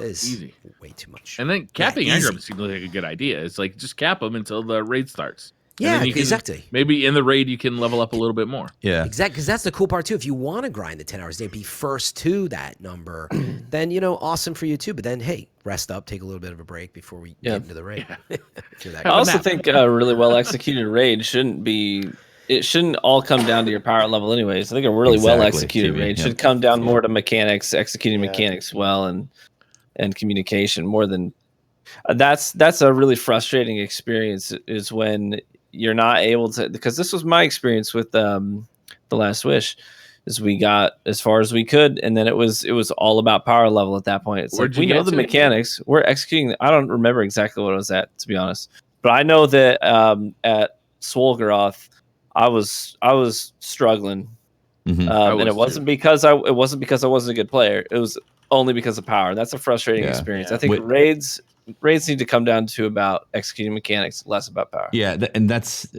precisely how I feel about that. It's like if I'm getting sneezed on by a thrall and dying, like that doesn't feel like a challenging experience. That's just like not fun. Yeah, it's just not fun. It's just it's an experience of where I'm just at a disadvantage at that point instead of trying to figure out the mechanics of the fight. And during that fight, if I got hit by a captain ball, I would die. Yeah. So I had to hide so well that the shadow around the captain ball would right. It was hard. And you're like, I'm contributing from your corner of the map. I was contributing, goddammit. Yeah. I was shooting a lot of shit. Not to say that like power shouldn't matter or anything like that. I'm definitely not advocating that at all. But I agree with TV in that like the mechanics should be the real challenge.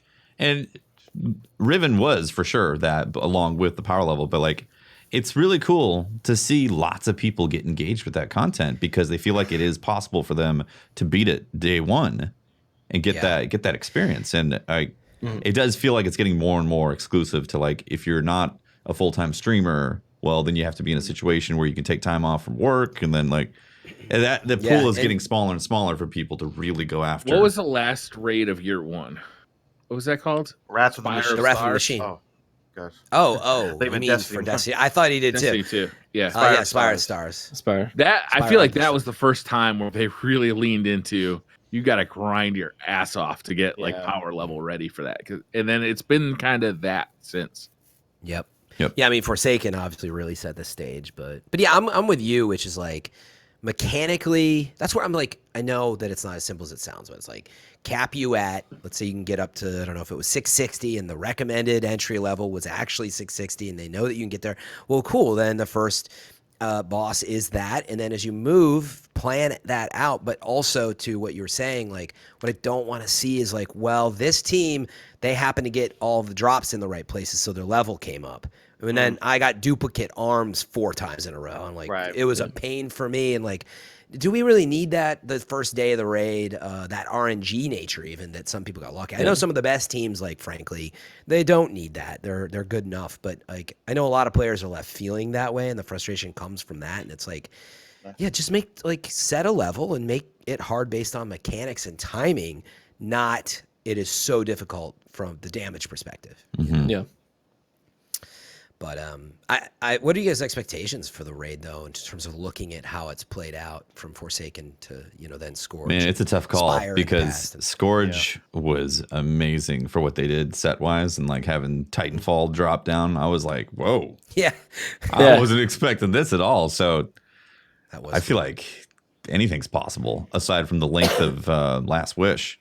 Like even that's what I would expect. Yeah, even the scale could potentially be there for Penumbra, but on like say the Leviathan or something like that. I don't know. Like, they've had more time, but a lot of the resources are going towards probably these other releases September and beyond. I expect more of a Scourge experience. Something in that scope.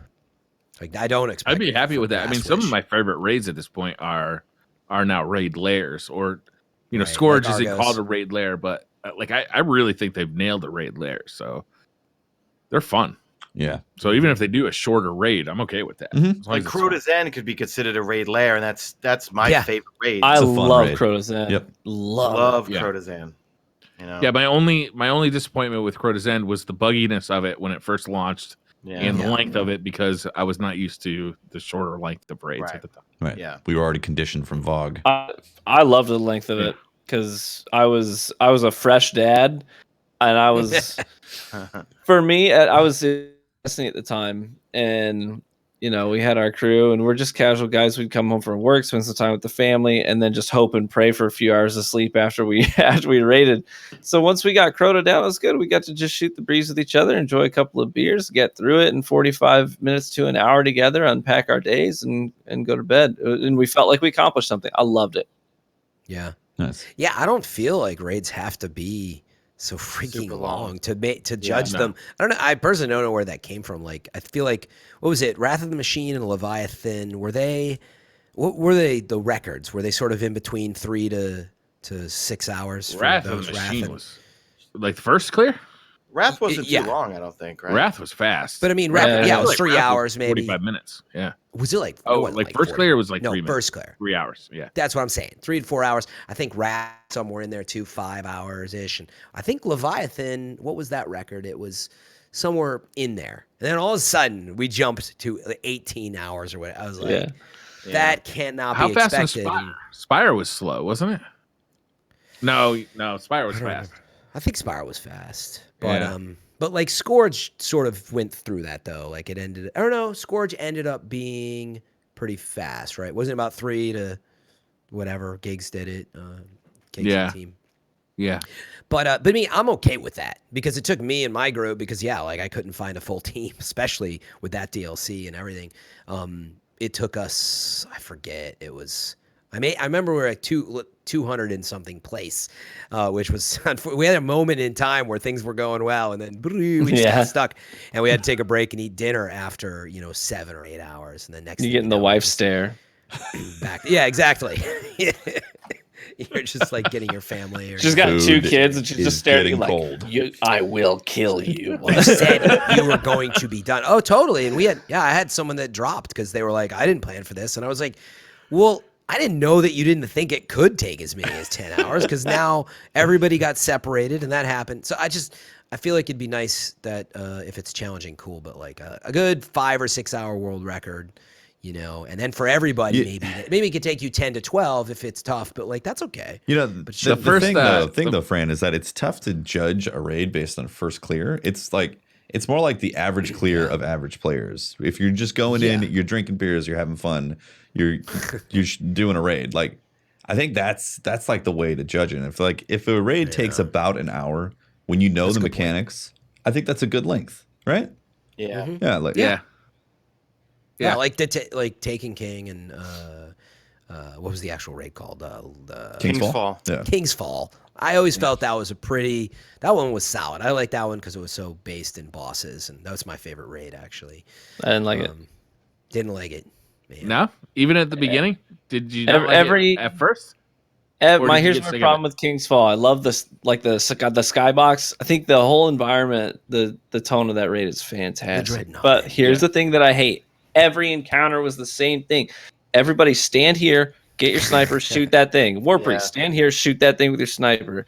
Go on to the next place. You got the ogre. Stand there, shoot there with your sniper. You get to the witches. Stand here, shoot it with your sniper. Same thing with the boss. Every single encounter felt the same. Didn't like it. I completely agree with you. I didn't really realize that the first day we did it though. Like it was in the following weeks and months that I kind of unpacked you can just literally stand in this one position and never get hit and shoot these things with your sniper. But the first time through, I still think it was one of the best experiences. Axis is probably my favorite fight, man. I mean, it's a good fight. When you got the supercharged Axis challenge mode, when you got the supercharged right at the same time that you knew that you could dunk, and everyone running to use their dark or dank drinkers underneath Axis with weapons of light, to me that was a fun experience. And the music, Axis introduced so much movement and reliance upon your teammates after King's Fall, where you had been just standing in one spot shooting your sniper rifle for an hour. Axis just kept you moving around and communicating. It was so different. It was so fun. Yeah. I mean, I think it's fair to say Last Wish definitely nailed sort of mechanically. I think so. It's a really amazingly polished raid, and it feels really big. It's got puzzle elements, which I like. And Argos was a fun fight too. The first raid. I like that.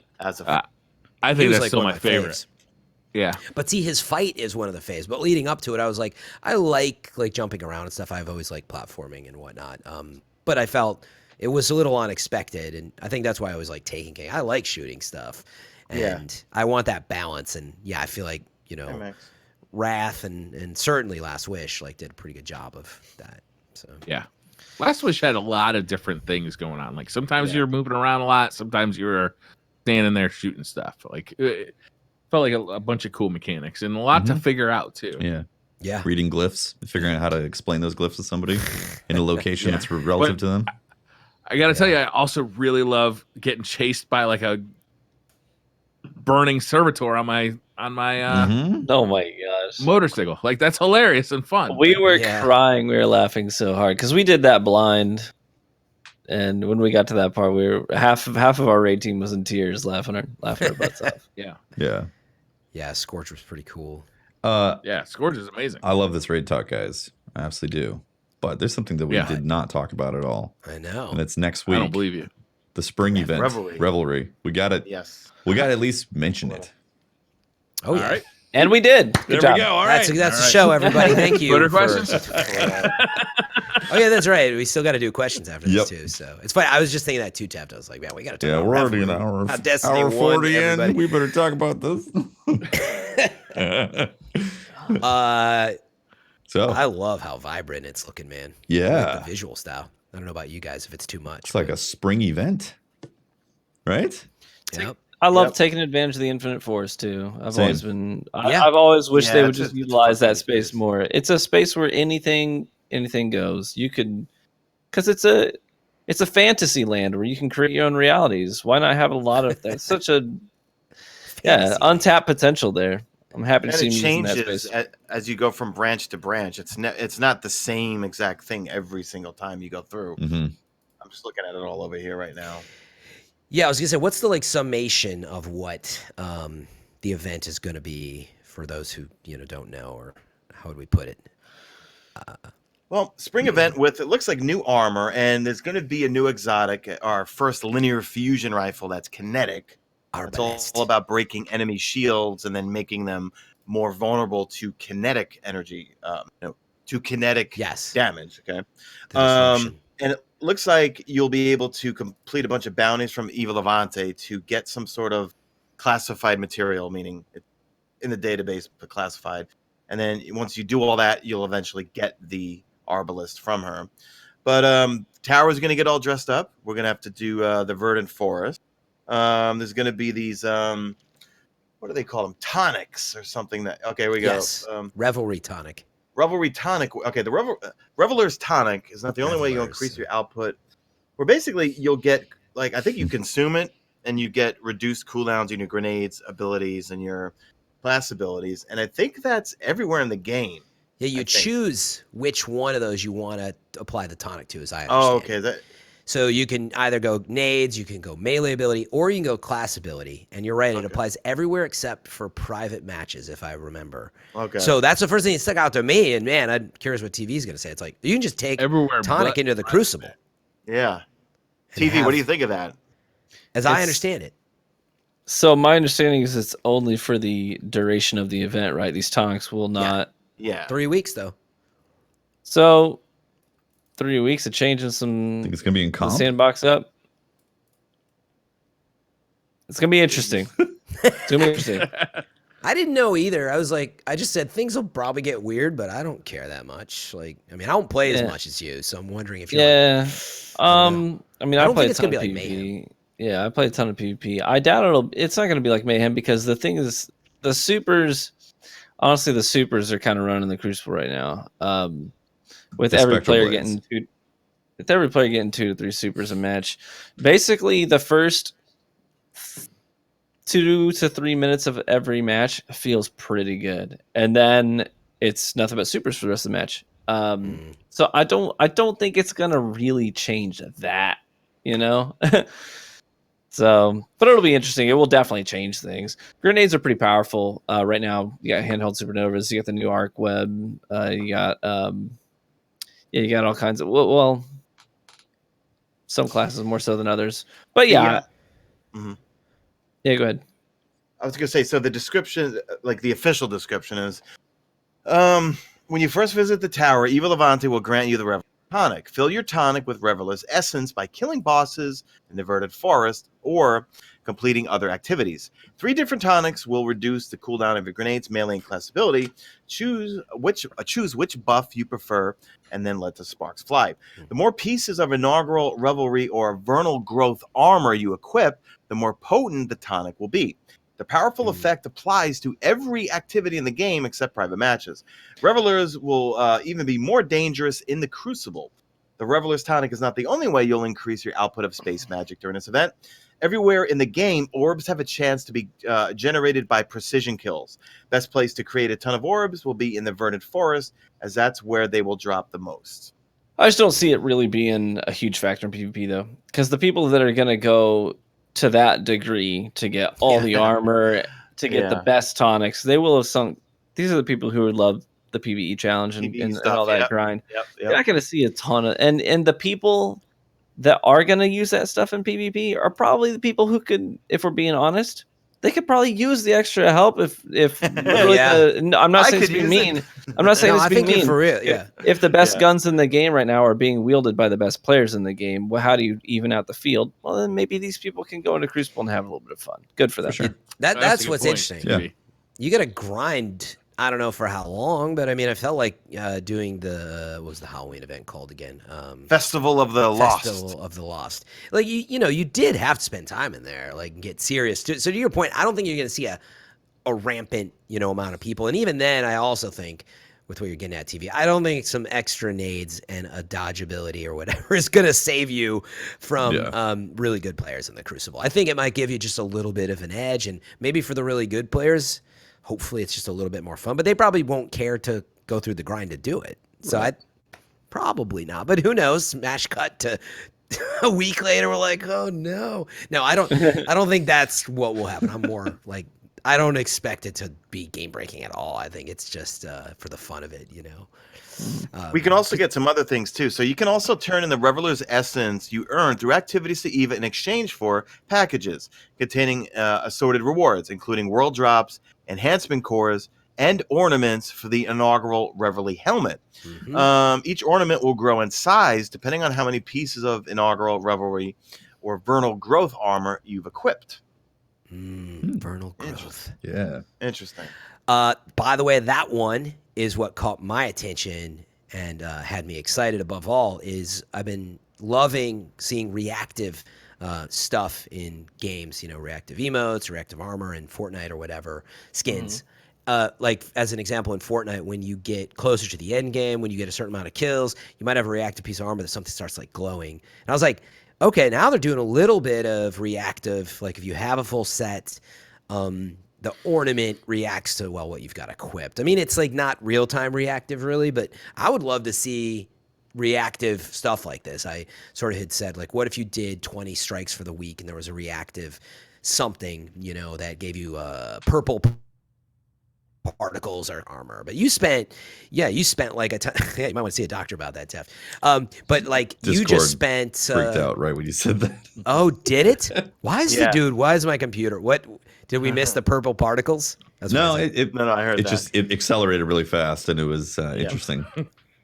Weird. The good news is my recording, with any luck, doesn't have it. Yeah. Near the end of the show, my Discord loves to freak out, and we don't know why. But anyway, it's just I was saying, I think there's an Discord opportunity. You guys get it.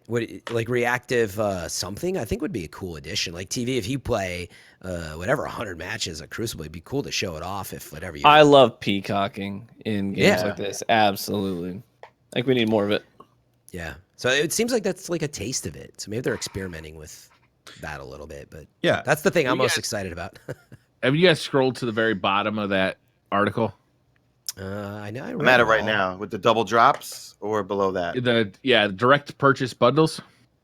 Yeah, well, it looks like it's showing 2 items. It says we will have some exclusive items available for direct purchase, and it shows. I have really never cool. felt trolled so hard in my entire life as I do right now. I have like been the railing rabbit? against the Eververse Eververse for a year and a half, like railing against it. There's no way I can't purchase that. For folks listening, it's a ghost shell with bunny rabbit ears. Yeah. Furry bunny rabbit. It is a really cool ornament for the jade rabbit. And then there's going to be double drops for engrams, where it looks like we're going to have a golf club exotic emote, 2 sparrows, a ship that looks like a butterfly. I was thinking dragonfly. Okay, dragonfly. Yeah. Let's see. Ladybug ghost. Bright engrams dropped will be doubled. There will also be a knockout list for the Revelry engram, preventing you from receiving duplicates until you've earned all the new items. Mm-hmm. So yeah, I mean, I do like knockout lists. Yeah, that's nice. I'll be honest. I'm looking forward to using those tonics in strikes and in PvE stuff. And, like for me, like I love throwing grenades, right? So for me, what I'll do is I'll go throw on whatever and whatever class I want. Solar grenades, and put sun bracers on and put solar burn for a nightfall. It reminds me of those consumables in Anthem, where you throw the consumables on in Anthem, give yourself a little buff on your grenades or your whatever. Oh yeah, for sure. That's a good point. I really I really like that they're bringing back or bringing forward stuff that they did with the Haunted Forest, because I thought that was really cool, and I'm also really interested in getting the Arbalist. So I'm like, I think this looks like a cool event. I like what they're showing. Yeah, I'm in. Yeah, I'm excited to grind some stuff, get some gear, try out what they're doing with it. I like it. I want to hear Ava Levante have like a rant about Eververse too. That'd be awesome. Like, I want to walk up to her. She's like, that Eververse, she took my job. She took my livelihood. That. Grazie. You guys want to do some Twitter questions? Sure. Let's do it. Sure. All right. Right off the bat, got one from MesaSean. Tristan says, how is it being away from podcasting? What has the experience of hosting Guardian Radio taught you that you never thought about before?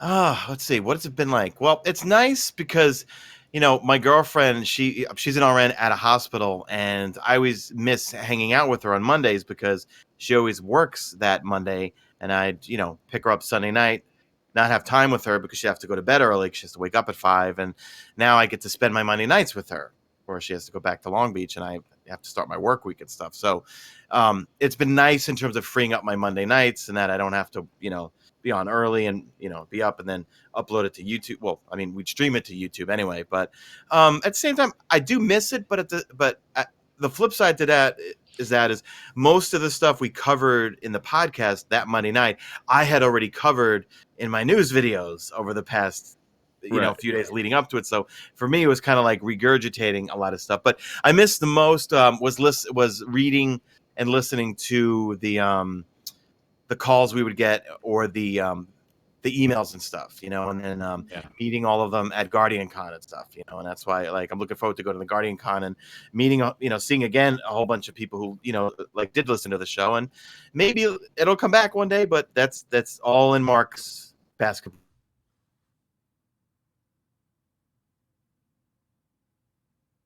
Oh, I think Discord is officially dead.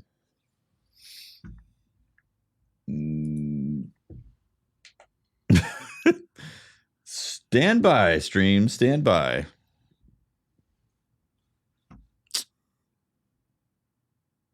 Something's going on.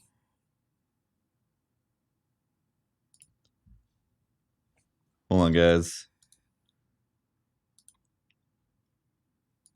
Wow, Discord servers must have gone bizarre. Okay. I'm glad I'm not the only one that was gone. So how many of you guys were completely it was blank? It was blank for me. Oh yeah, completely locked up. Everybody froze, but me. I was like, am I still being seen? Cool. Yeah. So I ended the call, reloaded it. Apparently that fixed it. Discord is going crazy. Okay, dude, I bring the Fran luck. That's Fran luck right there, dude. It will break. Did you guys hear the second question? I'll read the second question. I didn't hear anything. Yeah. All right. No. Again for MesaSean. What is your favorite place to go in New York? This is from Zero Uno. Favorite place to go to New York? Probably let's see. Well, obviously Manhattan. You know what? I'm gonna modify this question, Mesa. I'm gonna ask you your favorite place to go in New York, and then I'm gonna ask you a follow-up question. What is the best place to go in New York for somebody who's not from New York? Okay. Favorite place to go would be Manhattan, obviously. I love the Village. I definitely love Soho and downtown, Lower East Side. Lots of trendy stuff to do down there. If you want to go to New York, I'd say you got to go to Little Italy. If you want to talk about the best Italian food you've ever had in your life, or if you really want amazing dive Mexican type food, there's a place called San Locos that's on 2nd Avenue and St. Mark's, and it looks like an S-hole when you see it from the outside. It's all trendy. It's all trendy and dirty. It looks dirty, but it's really not. By far the best Mexican food. And we used to go clubbing and then go there at 4 or 5 in the morning many years ago.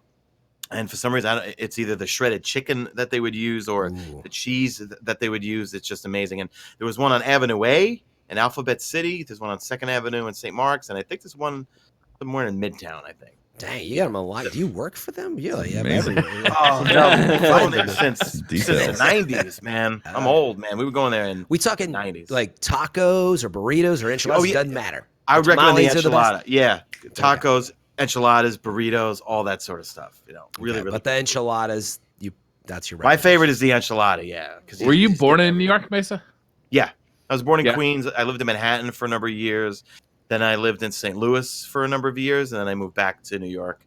Nice. And I moved back to Queens. Remember 2 years ago at GuardianCon, we had those posters and everybody was signing the posters. And I'd see your signature come by, and I'd be like, "That is the most New York fucking signature I've ever seen in my entire life." What does a New York signature It was look like graffiti on the side of a subway. Your signature was awesome. If you go to my Instagram page at Mesa_Sean and you scroll all the way down, I have a history of growing up in New York City. We used to call it bombing, but you can't use that term anymore because people think something else. But basically stealing cans of paint and going out and getting into trouble and trying to put your name on subway trains and sides of highways and buildings and stuff, and never got arrested. I have no criminal record, but it's a lot of fun. They're coming now.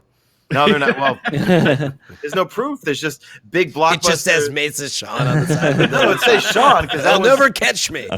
It says Sean because that was my tag, but in all these different colors. But it could be anyone's Sean. That I thought it looked cool. What specific colors were you saying? Take a picture of it. Wait, so you were tagging? Wow. MesaSean is a graffiti artist. Yeah. Well, no, we grew up in Queens, so there was nothing to do, So it's like that's what we did is we stole paint graffiti, and we went and did, yeah. That actually we called awesome. it bombing. That sounds amazing. So many stories, like the most fun stories: getting chased by cops, getting chased by rival graffiti gangs. Lots of fun. Rival stuff. gangs. He still does it. He still does it. He just graffitis his creator code on the subway. That's why he was out of breath when he showed up for the podcast. That's freaking awesome. It's like Instagram / Epic Store colon MesaSean or whatever. All the guys that I used to do it with, they all go. They do legal spots where they buy paint and they go to Miami Basil project or something they have every year, and they do legal walls and everything where they have a space carved out. But to us back then, you were considered a toy if you did a legal wall because you're buying paint to go do a legal. No, the point is it's not art. You rack your paint and then you go bombing. You know, can't even get arrested. How did you get into some rivals with some gangs? Like what sparked this? It starts with beef, man. Like you'll do a throw up. What's the beef? I need to know. How does the beef start with the graffiti gang? You throw up beef? What? Okay. Did you ever really dance off? All right, so there's all these. No. If anyone wants to know how it all works, watch the movie Style Wars on YouTube. Okay, that explains everything. But that was way before my time. But what if I've seen Breaking? Would that do? Style Wars explains everything. So is this on Netflix? No. It's on YouTube. YouTube. Okay, my bad. Old documentary Where can from I find the best beef to throw up in New York? Where would you go? No, beef is when you had an issue or a crew had because one crew would have beef with this crew, and that if you were part of this crew, you automatically had beef with them. So if they caught you on the streets, you were going to get a beat down. But where did the beef begin? You know what I mean? Like at what point was it like these guys are doing? That's it. We're beefing. You know, like do they cover your art up? Yeah. What was the catalyst? It could start as simple as you had a throw up is a fill-in, right? Which is you would do a bubble letter of your tag. You'd fill it in with one color. You do the outline, and then someone else would go over it. Beef's on right there, or if someone nipped, if someone nipped your throw up, It's time for a grill off, motherfucker. You know what I mean? Some people just lived for beef. You know what I mean? Like they would just go out and go over. I can relate. You know what I mean? There's this one guy who they were just starting it. I'm not going to say his name or anything, but his dad was a famous movie director. So he was this rich kid that lived in Manhattan who he had beef with everybody because all he would do is go out and go over everybody, and everyone in the city wanted to kill this kid or whatever. And he's still to this day. I think he's in his 40s by now, and he still goes bombing. He's still out there, just destroying highways and trains and all that sort of stuff. And wow, this is very fascinating. It's funny that just go to my Instagram page, Mesa_Sean. Scroll all the way down. But also, if you want to know, get me to sign up for Instagram.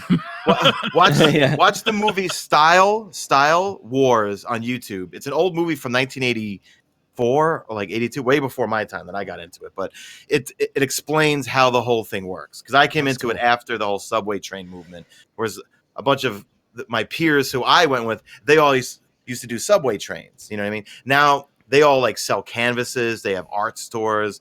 They sell stickers online and all this sort of stuff. So they turned it into businesses. It's bizarre. That's really cool. That's cool. I didn't do graffiti, but I did get in trouble as a kid. I won't get into Sorry it. for the tangent. I never got busted or anything, but it was a fun time. And then I went to college, and I never did it again. So, or so you the say. most memorable nights of my life were getting chased by the police as a kid. There it is. Oh God, explains a lot about you, Briar. That was funny.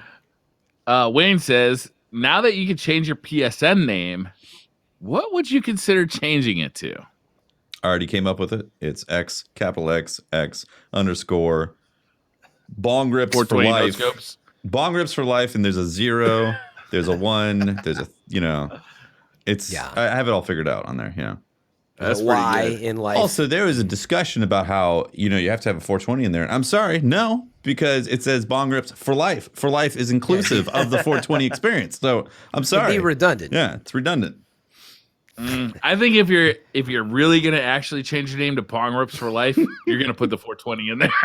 But it's for life. It's mandatory. Oh my God. I understand that, Tefty, but as a guy who's gonna put Bong Rips for Life in his username on PSN, he's putting the 420 in there. Well, now there's gonna be 2 of them. Live the character. Immerse yourself in that character. There's a 420 in that name. We're gonna see both of them in the same Crucible match now. That's it, man. I'm beefing. Me and Briar got beef. God. We're beefing. You got beef now. That's how you got to go over each other. He threw up on my Somebody's tag on about the to throw spin up, up. The spin up got it's redacted, man. That's it. 420. Oh God.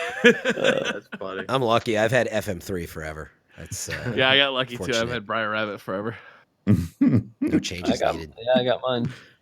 Yeah. I have thought about getting XX 420 no scopes XX. Legit. Legit. Like 420 actually go no get scopes. it. That's perfect, actually. But my kids actually have really good ones. One of them is Phase Sweaty, which I think is hilarious.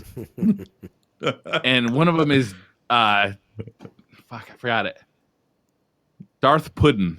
Darth Puddin. Okay. Yeah, Darth I thought they Puddin is were pretty good. I can't think of Dredgen one. Go on.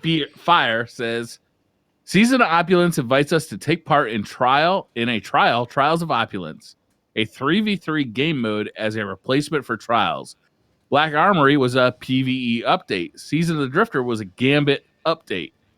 Only makes sense that Opulence will be a PvP update, right? Wait, where did that come from? I don't remember hearing that.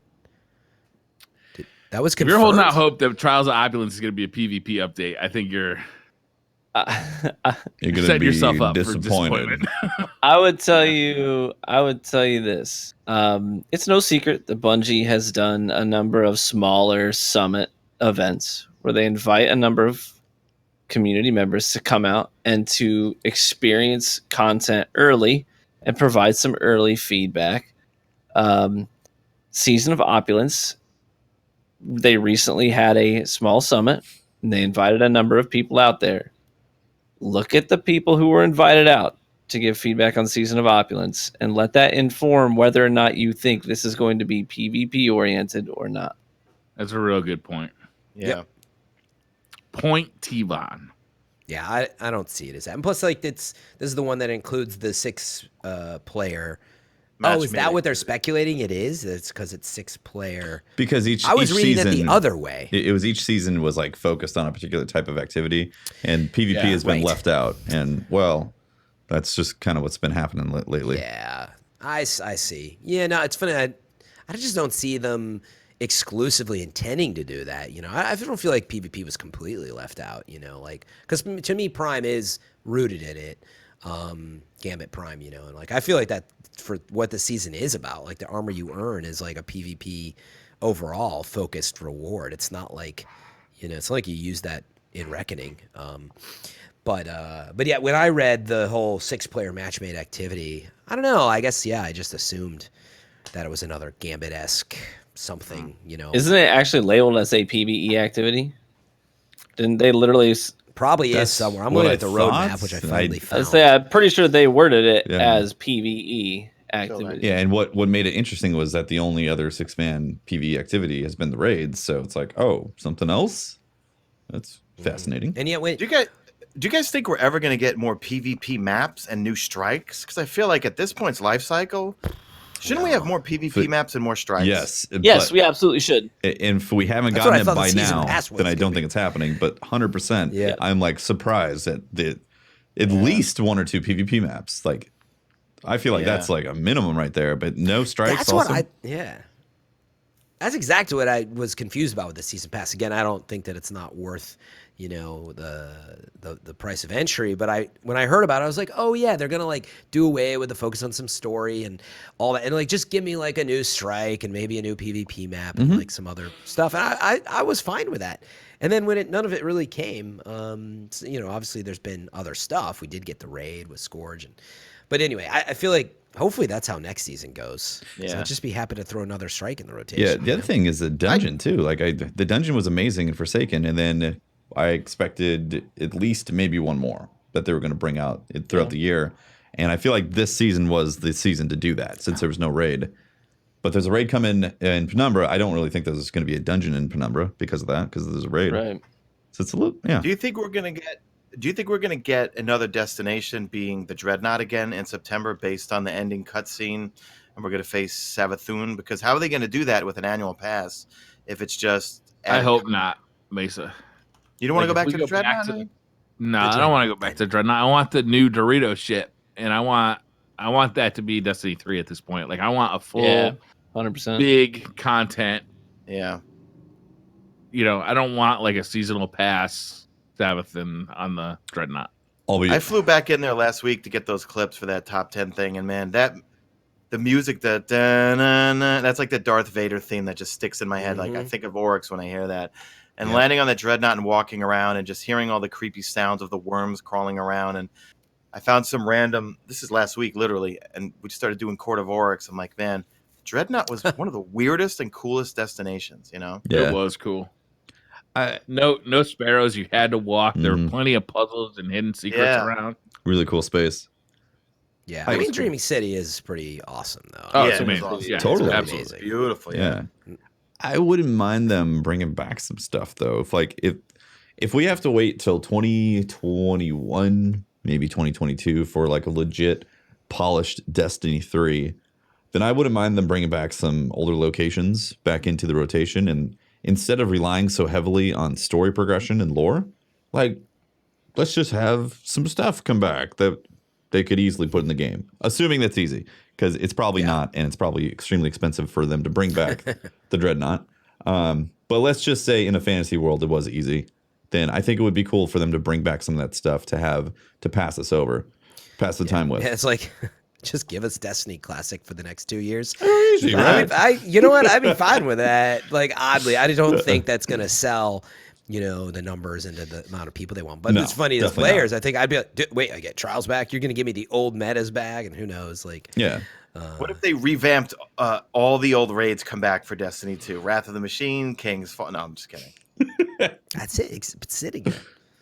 I wouldn't mind just delving deeper into places we already have. Like, honestly, when the rumors were going around that the Scourge, what ended up being Scourge of the Past, I don't know if you remember some of the early rumors on Reddit were that it was going to be a new raid in the Arcology, and that we were going to dive deeper into that. I love the Arcology. I was so excited because I love being in the Arcology, and I want to go. Like, okay, so remember the tank mission where you get to the end of it, and the very last stretch is just this long bridge to a round platform, and you look out into the Arcology. It's massive, and you see that it's got foliage, trees. It's a forest. Under the Titan oceans, and it's like, I want to go there. I want to strike. I want to go in and take care of some business as a strike. Yeah, there was so much wasted real estate on Titan. To have a small patrol space like that, and how big the Arcology is, and going, like, you realize, like, why was that not all a patrollable space?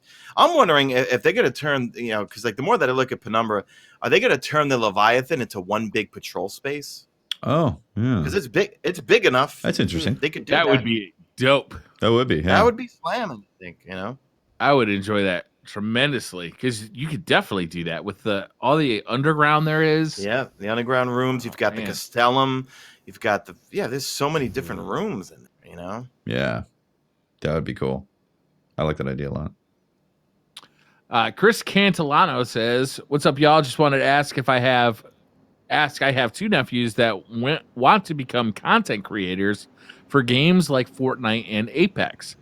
How old do you guys think a kid should be before they start their own channel or Twitch stream? Thanks in advance. Love the show." Well, obviously it depends on the kid. You're the parent, so you probably know your kid better than anyone else. Being a content creator is a great exercise in taking criticism and receiving all kinds of negative. Because here's the reality: is most of the people who are going to talk when it comes to YouTube and Twitch early on are, especially for games like Fortnite, they're more critical. It's a more critical crowd, so gotta have thick skin first and foremost. I would also tell them if they're interested in growing a brand, Twitch isn't the place for it. They will not grow on Twitch if they don't have a seed community first. So if they're looking to grow a community, they need to start on something that has a search engine. Start by making YouTube content, having a presence on Twitter, Instagram, etc., where people can find you, and then sort of take your seed community into your Twitch channel so that you can grow that way. But yeah, I would just tell them, I would obviously monitor it and check in with them regularly, especially if they start to get interaction from other viewers. You're going to want to, I would encourage you as a parent to have access to their accounts so that you can view that stuff. Yeah, 100%. I think that's the big thing right there, because it could be any age, like 13 and up and all that, but you don't want that just going unchecked, not knowing what's going on right there. You definitely want to keep tabs. And also, I think it's just like it said, you can gain a lot of life lessons from that stuff. And one of them also is the consistency and the I don't know why I'm blanking on a term to say this. Like, it's the sense of committing, having a commitment, and being showing up on time for that stuff. Like average adult stuff. There's a word for it that I'm just blanking on right now. It can help ingrain those into kids, or just young people in general who are learning that type of stuff. But definitely, like, be a part of it and don't let it go unchecked. Maybe disable comments. Like if they're super young, disable comments altogether. That's certainly an option. I would have a problem not letting them create content, like if they were passionate about it, but I would definitely disable the comments if I was worried about them reading their reactions, right? Like, depending on their maturity level and depending on their self-confidence level. Yeah. And I'd have a conversation to them. Most people on the internet are assholes, so don't listen to a word they say. I would be weary of it overtaking the other things in their life. My girlfriend's son, he's 13, and for the longest, he was seeing me all the time.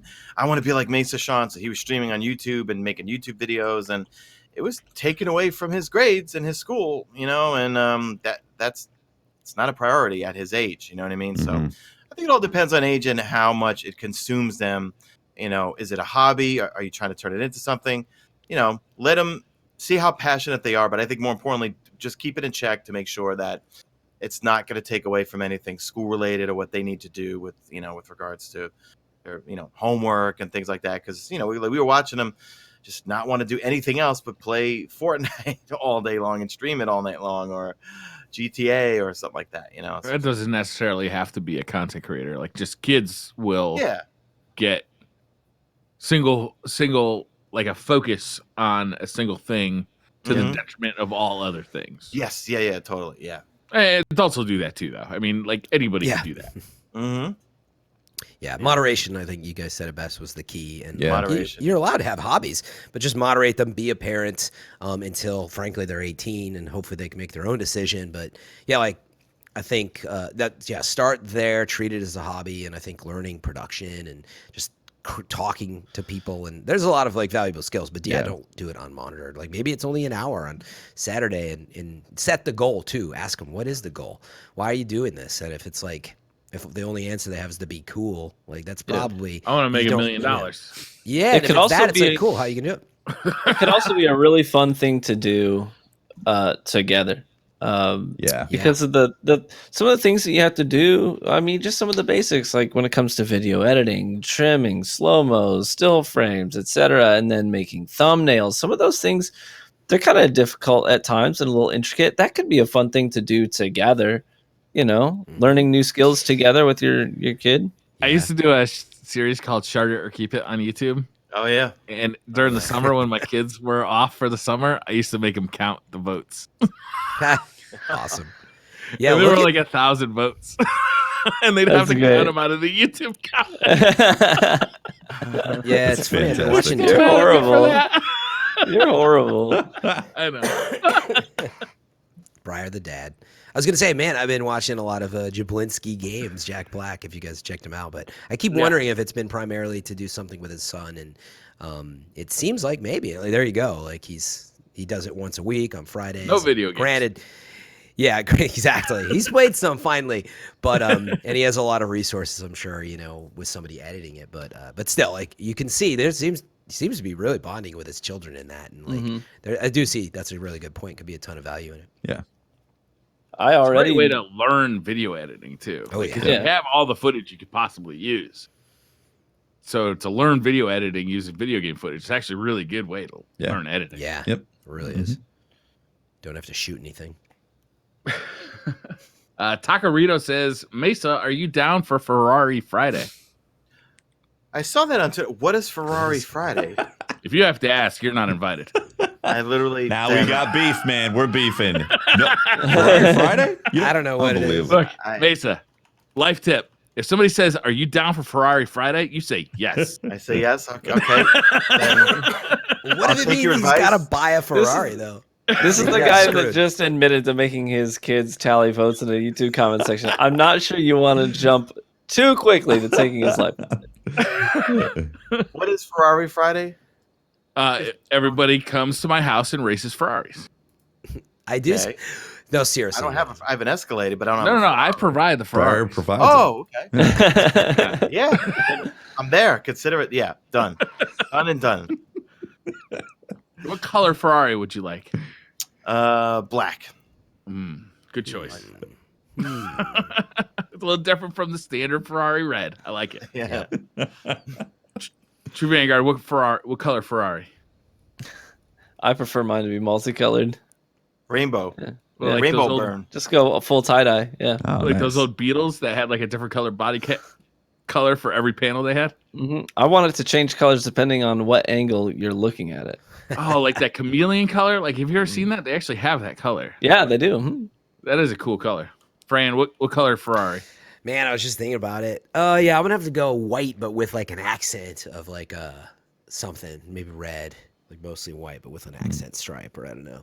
A white one with a red stripe. That actually, I don't think I've ever seen one like that. That's cool. That's classy. Yeah. I like it. All right.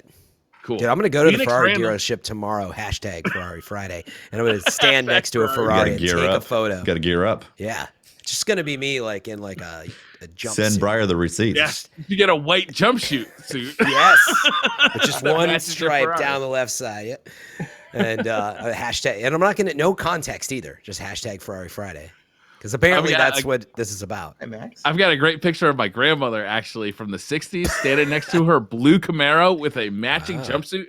The Camaro had a white stripe up the hood, and her jumpsuit had a white stripe down the left side. Yo, that's badass. Match. It was badass. Yeah. Pretty badass. I respect it. Phoenix Randall says, question, can we please start a petition to have Queen's Court return every week like Xur does? Waiting every 3 weeks for Truth to Power lore is exhausting. Yeah, at this point. I'm down with that. Like at this point, do we really need the 3-week cycle? It does give you something to look forward to, though, so it becomes a little less special, but I just feel like it's late enough game. I'm like, maybe give it away. But the curse, man. The curse. It doesn't make sense anymore. Yeah. The cycle. Seems like nobody cares because nobody else responded. So. I got nothing. I got nothing on that one. Yeah. Because we all have, I take it, we all have malfeasance and other stuff. Yeah. I actually never, I don't have like a curse breaker title or stuff like that. Yeah. But yeah, like, just think of it now. Like, if we're waiting every 3 weeks still, like, there's not that many left before, the end of this yearly release. So. When Season the Drifter Once I hit, knew- I actually thought that it was over. So I stopped going to the Queen. I didn't realize that it was still going on. Yeah. Because I thought the Invitation to Nine was the new one that takes over. Yeah. I didn't know. And I missed a couple weeks. And now I'm like, well, job, oh Pope. well. I'm never going in the blind well again. Once I You win Once I some, saw you that I lose have some, to you get win all some. once I saw that I had to get all the corrupted eggs, I'm like, I'm passing on that one. I'm not going through that nightmare of looking up where all those videos. I love the accompanying sound effect. That was great. That was great. Dylan says, has anyone noticed a major change in your Gambit Prime matches since people are running full sets of gear? Sweat. Definitely feels more fun having a role and seeing the benefits of each one. Mm-hmm. Is anybody playing Gambit Prime? I think is the first question. I'm playing I'm more not. Reckoning than I am Prime, that's for sure. I knocked out. I'm interested in playing Prime, but I was gonna hop back into it this week. But I'm the only role I'm really interested in is Sentry, and when I saw it was disabled, I was like, oh, well, I guess I'm not playing Prime this week. I think they just wait. Did They fix just it? they just just today or whatever, right? Yeah. But that's where I think we talked about it on last week's show or somewhere. But that was my whole thing. I wish that Gambit Prime launched with like some class ability stuff and the ability to just quickly at least start the process of having full gear. And what I had speculated was maybe Bungie was considering, moving more towards, we've got some now famous class-based shooters between Overwatch and Apex, and I felt like this was maybe thinking about that, or who knows, maybe this was our version of it. But I was like, dude, I just kind of wanted to jump in, select Sentry. I didn't want to go out and earn all the gear. And what I posed was maybe some hybrid between earning and playing it, like jump in with some skills and earn the rest or something. But but because of that, my point I'm trying to make is like, I think by the time I get this stuff, it's just nobody's going to be playing anyway. I feel like it was a missed opportunity for me. Obviously, hardcore players, I think, are loving the grind of getting those abilities and stuff. It's a fun game mode for sure. Mm-hmm. I miss my Ikelos, man. It feels I can't get used to how slow. I mean, it's still a good shotgun for taking out things, but I just the fact that it fires so slow just really messes with me. Mm-hmm. We used it so many times. Yeah, man. That was literally your muscle And the memory. coup. You're like, what is this? Is broken? What's going on? Devo Ray says, do you think any Borderlands characters from Borderlands 1 or 2 will be playable in Borderlands 3? I don't think so. Because I think the franchise sets a precedent. Probably not. I think it sets a precedent in how it always introduces new characters that are playable. They showed 4 new. They already showed the characters. So Could be DLC though. That's a good point. Yeah, there could be like, oh, we're suddenly adding Lilith into the options there. I don't think they would do that though, because it's like it's part of the story now. Is there any precedent for that? The issue is if they're an NPC that are giving quests. A playable character? No, like previously in Borderlands 2 DLC, was there any playable characters from Borderlands 1? No, they were all new characters that they introduced. Now the pre-sequel changed that a little bit because you could play Athena and obviously Claptrap, right? But they were like there was kind of reasons for it because it was and Wilhelm. It's like it's like a flashback type of thing to what happened with the pre-sequel. So it's a little bit different. Whereas Borderlands 3 is a new, like it's furthering a sequel. Yeah, it's a sequel and it's furthering like the lore of the world and all that. Yeah. I'm really excited for that game. Yeah, me too. I hope it's good. I hope it's really so good. Pumped. I feel like I've just been disappointed so many times by games I've been like super hyped about lately that like I really want to temper my expectations. Mm-hmm. Yeah, but we'll find out in May. Man, I ain't tempering nothing, man. I've been playing through. I beat Cromerax last night with my playthrough. It was actually the first time I played Cromerax. No spoilers. No, it's really. Yeah, so I have not beaten. Yeah. Okay, well, it's a raid boss, and it's not actually part of the story. It's later on, but once you unlock everything, or not everything, but like you get to that point. I never farmed endgame Borderlands stuff. Borderlands 2 came out soon after I picked up Borderlands 1, so I never got to do that stuff. And it's amazing playing through those pieces of the game and seeing the loot explosion and knowing how much Gearbox got right the first try out of the gate with Borderlands 1. It's kind of nuts, honestly. the Cromrax loot explosion was a reaction to terrible feedback they got on the main story. Are we avoiding spoilers, Fran? Yeah, I mean, I can take Game my Borderlands headphones 1? if you want. Game has been out for 10 years. Oh, don't pull that crap on me. Let me just I can say take my that when headphones the off for game this part if you launched, want. this isn't Darth a Vader spoiler is about Luke anything. Skywalker's father? I will just say that the main boss for the main campaign, when that was all that we had for Borderlands when it first launched, was a massive disappointment. It spit out I like heard 2 that guns. It was already. like, bleh, when it died, and you're like, the whole thing is leading up to this vault, right? And the whole time you're thinking treasures, vault. That's true, yeah. And That's it a was good like, bleh. And then they got But Didn't they it got make sense terrible a little bit story-wise, though? That it was kind of a meh? Sort of, but it's also we're avoiding. So I can't talk about it. Yeah. Fran. Here's the thing, though. I mean, I'm sorry. They corrected that, I'm though, or sorry. they corrected I'm with trying. General Knox within, like... General Knox. When did General Knox come out after the main release? Do you know? I don't remember the time frame, but it was what was it? It had to have been It had to be a year. 6 months. Yeah, it was at least it was like 6 within a months. year. Yeah, so of so release. imagine, essentially, in my opinion, Borderlands like birthed the looter shooter genre, where it's a first person shooter that's also a looter, incorporating those kind of aspects. And they, between the loot system and then correcting with General Knox to have that type of rewarding feel from playing, like that all happened within the 6 month to a year like period, and nailing it so well. And then 10 years later, we come back to the remaster, and like, yeah, they've obviously changed things. They made certain things farmable, and they made the loot appear better and all that in the remaster. The remaster is clearly a better version, but the core mechanics were there 10 years ago. Oh yeah, you know, absolutely. Yeah. 10 years ago. Are you playing the they got that. remaster on PC? Yeah, PC. Okay, because I'm debating getting it on PS4. just to see It how- was, I think it was $7.50 on Amazon. for the Borderlands remaster. 1 remaster on PC. Oh wow! I don't know if it still is, but it's worth checking. It's worth it. I Yeah, honestly, check it I for tell PS4. everybody this: the Secret Armory of General Knox is in my personal top 2 DLCs of all time. Mm-hmm.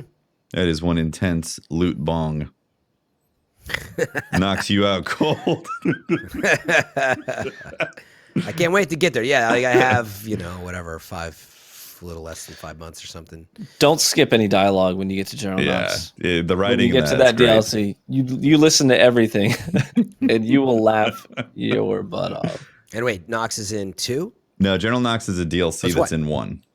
Oh, it's DLC for 1. Yeah. Got it. Yeah, it's good stuff. It's really cool to see that Genesis, and then like Borderlands 2 came out, and I think is fantastic. And they also continued doing some amazing DLCs. Some of it wasn't as good, but like Tiny Tina was incredible.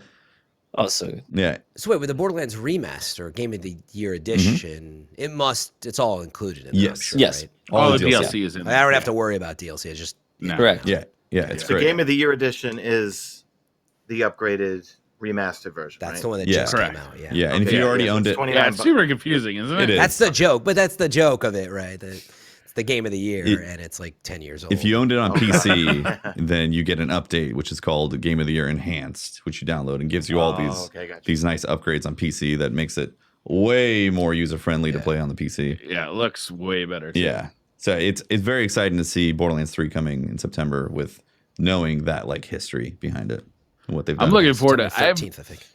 I'm looking forward to playing through Borderlands 1 again, because when I first played it on the PlayStation, I believe 3, I played it like once through as a single player game and was done with it. Like I didn't do any of the like end game stuff. I just played through the story and was done. Mm-hmm. A lot of people played it that way. So I'm looking forward to like taking another shot at it. The fact that there was a grind isn't obvious in those games, because it's like this campaign that you play through. And then if you look a little bit further in the loot, you're like, oh, wait, this stuff is different. Oh, I could get legendaries, different legendaries. All these, like every playthrough, there's no way you're going to see the same loot, because it's mathematically impossible to see the same loot. I obsessed over the pearlescent chase when Nox the armory came out and the first pearlescents were dropping. I obsessed over it. That's awesome. Gavin Risbridger says, "What's been your biggest disappointment game from the last few years and why? Mine was Red Dead 2. Really wanted to love that game, but the controls just felt meh. Wow. The shooting. I get that. I have to agree with him on that, man. Red Dead Redemption 1, man. I was so addicted to that game. I remember spending just hours on end playing Liar's Dice at the saloon to get funds to buy things because I loved Liar's Dice. And, man, it's just, Red Dead 2. I played it for like 2 weeks, and it felt very clunky and just slow, and, was just not enjoying it. I will take a different take on that. I was also highly disappointed in Red Dead 2, but it wasn't because of the main campaign. It's because me and my friends, I got a core group of friends, me, my wife, and our 2 best friends from college, and we play together.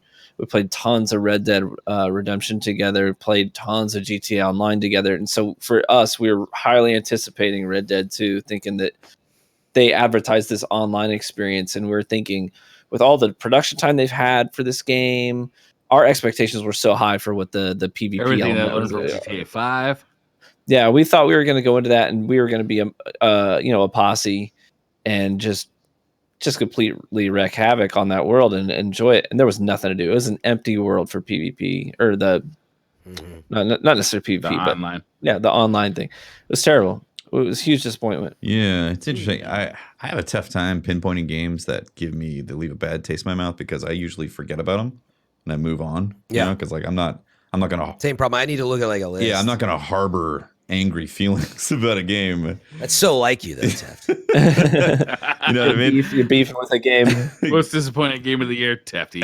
But I will say, so much hype. You guys bringing that up does make me. I did feel that way about the online, where I was like, I personally enjoyed Red Dead 2. I thought it was fun. It made you like get into that experience of it being like this Old West type of feel. And I was thinking, man, I bet the online's gonna be crazy. It's gonna be nuts, man. GTA Online is like, oh my god, so this is gonna be nuts. And it was like, Ghost Town. There's nothing. Yeah. That's true. Yeah. Yeah. For There's me, there's barely any NPCs to terrorize. GTA Online, you can just go around, you can terrorize anybody you wanted to. There's people everywhere. There's nobody in Red Dead Online. For me, it's the Division 1. I was looking forward to the Division 1 since the first time I saw it announced by Ubisoft at E3, and they had that trailer, so cool. with, like the people talking, like kind of fake talking, like what they were gonna do, and I was just 100% on board. I couldn't wait for that game to come out. I love the demo even. I absolutely adored the demo because I went straight into the Dark Zone and I started doing all sorts of hijinks in there. And then I got the game and I started playing through the campaign. I got super bored by the campaign because the story was just like unbelievably boring. And then I went to the Dark Zone and people were like, people were just basically cheating in there. So it wasn't even like a fun PvP experience. I'd never even leveled up a character in Division 1 to max level. I'm right there with you. Same. Sorry for the coughing. I have a cold still. Sorry to hear that, friend. Yeah, the Division, at least it evolved, and I was impressed. Yeah, like I remember when it launched, it got better. I was pretty worried. But then as I saw them making changes, and definitely, I think it was the November, December update or whatever. 1.8 was amazing, man. Yeah, I was like, okay, yeah. Now it's feeling good. Like a lot of people left the game, but yeah. I'm like Taft, where I'm like, man, I have trouble remembering, but definitely like the big one that sticks out from like God of War. I was like, this. Really? I'm messing with you. What's wrong with you guys? Okay. I couldn't wait to ask you man. I was like, God damn it. I didn't get to. I was acting it out. I didn't get to see your faces. I can't wait for the replay. Oh my god. No, it's like, dude, God War is incredible. So I was gonna say it's a little cliche right now because it's such a fresh memory, but unfortunately, Anthem. I am in the camp of I see some of the potential. But man, my certainly expectation and the type of game, like I just sort of expected something so different. And here I am still waiting for these live world events and all kinds of like, that's the big one because I was so stoked at what the vision was. Did we talk about Jason Schreier's article last week? We did, yeah. We did. Well, wait, we did. Yeah, we did. Didn't we? I've talked about it on like so many shows and streams that I'm, forgetting. Oh, but Mr. Hollywood over here. Yeah. Well, no, but meaning no, not that many shows. I do the kind of funny stuff, and then I just meant streaming myself and how often it came up. But yeah. Anyway, It's the Franthem. Definitely disappointed. I'm still playing the game. I'm looking forward to the Cataclysm and stuff. I'm not on this bitter side of giving up, but they definitely have had their work cut out for them. And the world was vacant, similar to what you said about Red Dead Online. I'm like, man, I don't know. I just don't want to free roam at all. Like, I just like the strongholds, and really only a couple of them. And if you compare Anthem with Division, it's just like, I know they're different types of gameplay, but holy cow, there's so much content in Division. It's like, it breaks my mind. Yo, if I could have the amount of content in the Division inside Anthem's gameplay, I'd be in hog heaven right now. It's crazy. I love Anthem's the amount of loot gameplay and all that. Yeah, could you imagine exploring a world with that amount of detail, but in the vision of Anthem, where you're just going out to find an ability point that's hidden in the middle of the forest, and you get into a little encounter on the way, and like that's definitely the vision, I think, and who knows if we'll ever see it come to life. But that one, I was super stoked about. I'm still looking forward to some of the updates, but it's just definitely not what I was expecting. I hope this doesn't bust BioWare.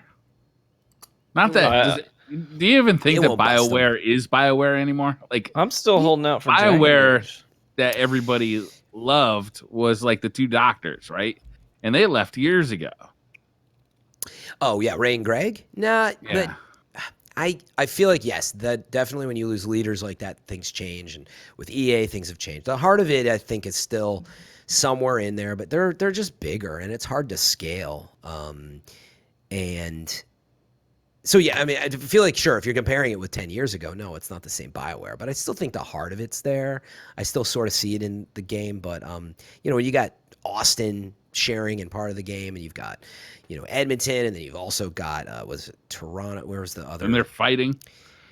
Well, yeah. I mean, I don't know. Like the story that if you're talking about Kotaku, right? 19 sources saying there's a lot of disarray, and I boiled that down to more than just them fighting, more of the like lack of clear vision and direction. And Casey Hudson in particular, who left the studio for a while, and I think you needed someone to really make sure everything was on track, and things just like fell off track. I mean, hey, we're talking about Destiny all show, and let's face it, we saw what happened with Destiny 2. It's not like it was near what Anthem was, but like you can see what happens when there's a lot of hands in the pot, and things just go awry. Yep.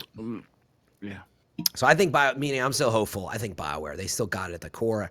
I think some stuff in Anthem is pretty darn cool, and I thought it was overlooked. Oh yeah. The polish of the flying and some of the RPG combat abilities and the vision for what that's it is. why it doesn't land on my list as like a disappointment, because I sunk like close to 100 hours and I really enjoyed that time. But I'm not playing it now because I knew that I had reached the limit. I was like, all right, well, when there's new content, I'll probably be back to check it out.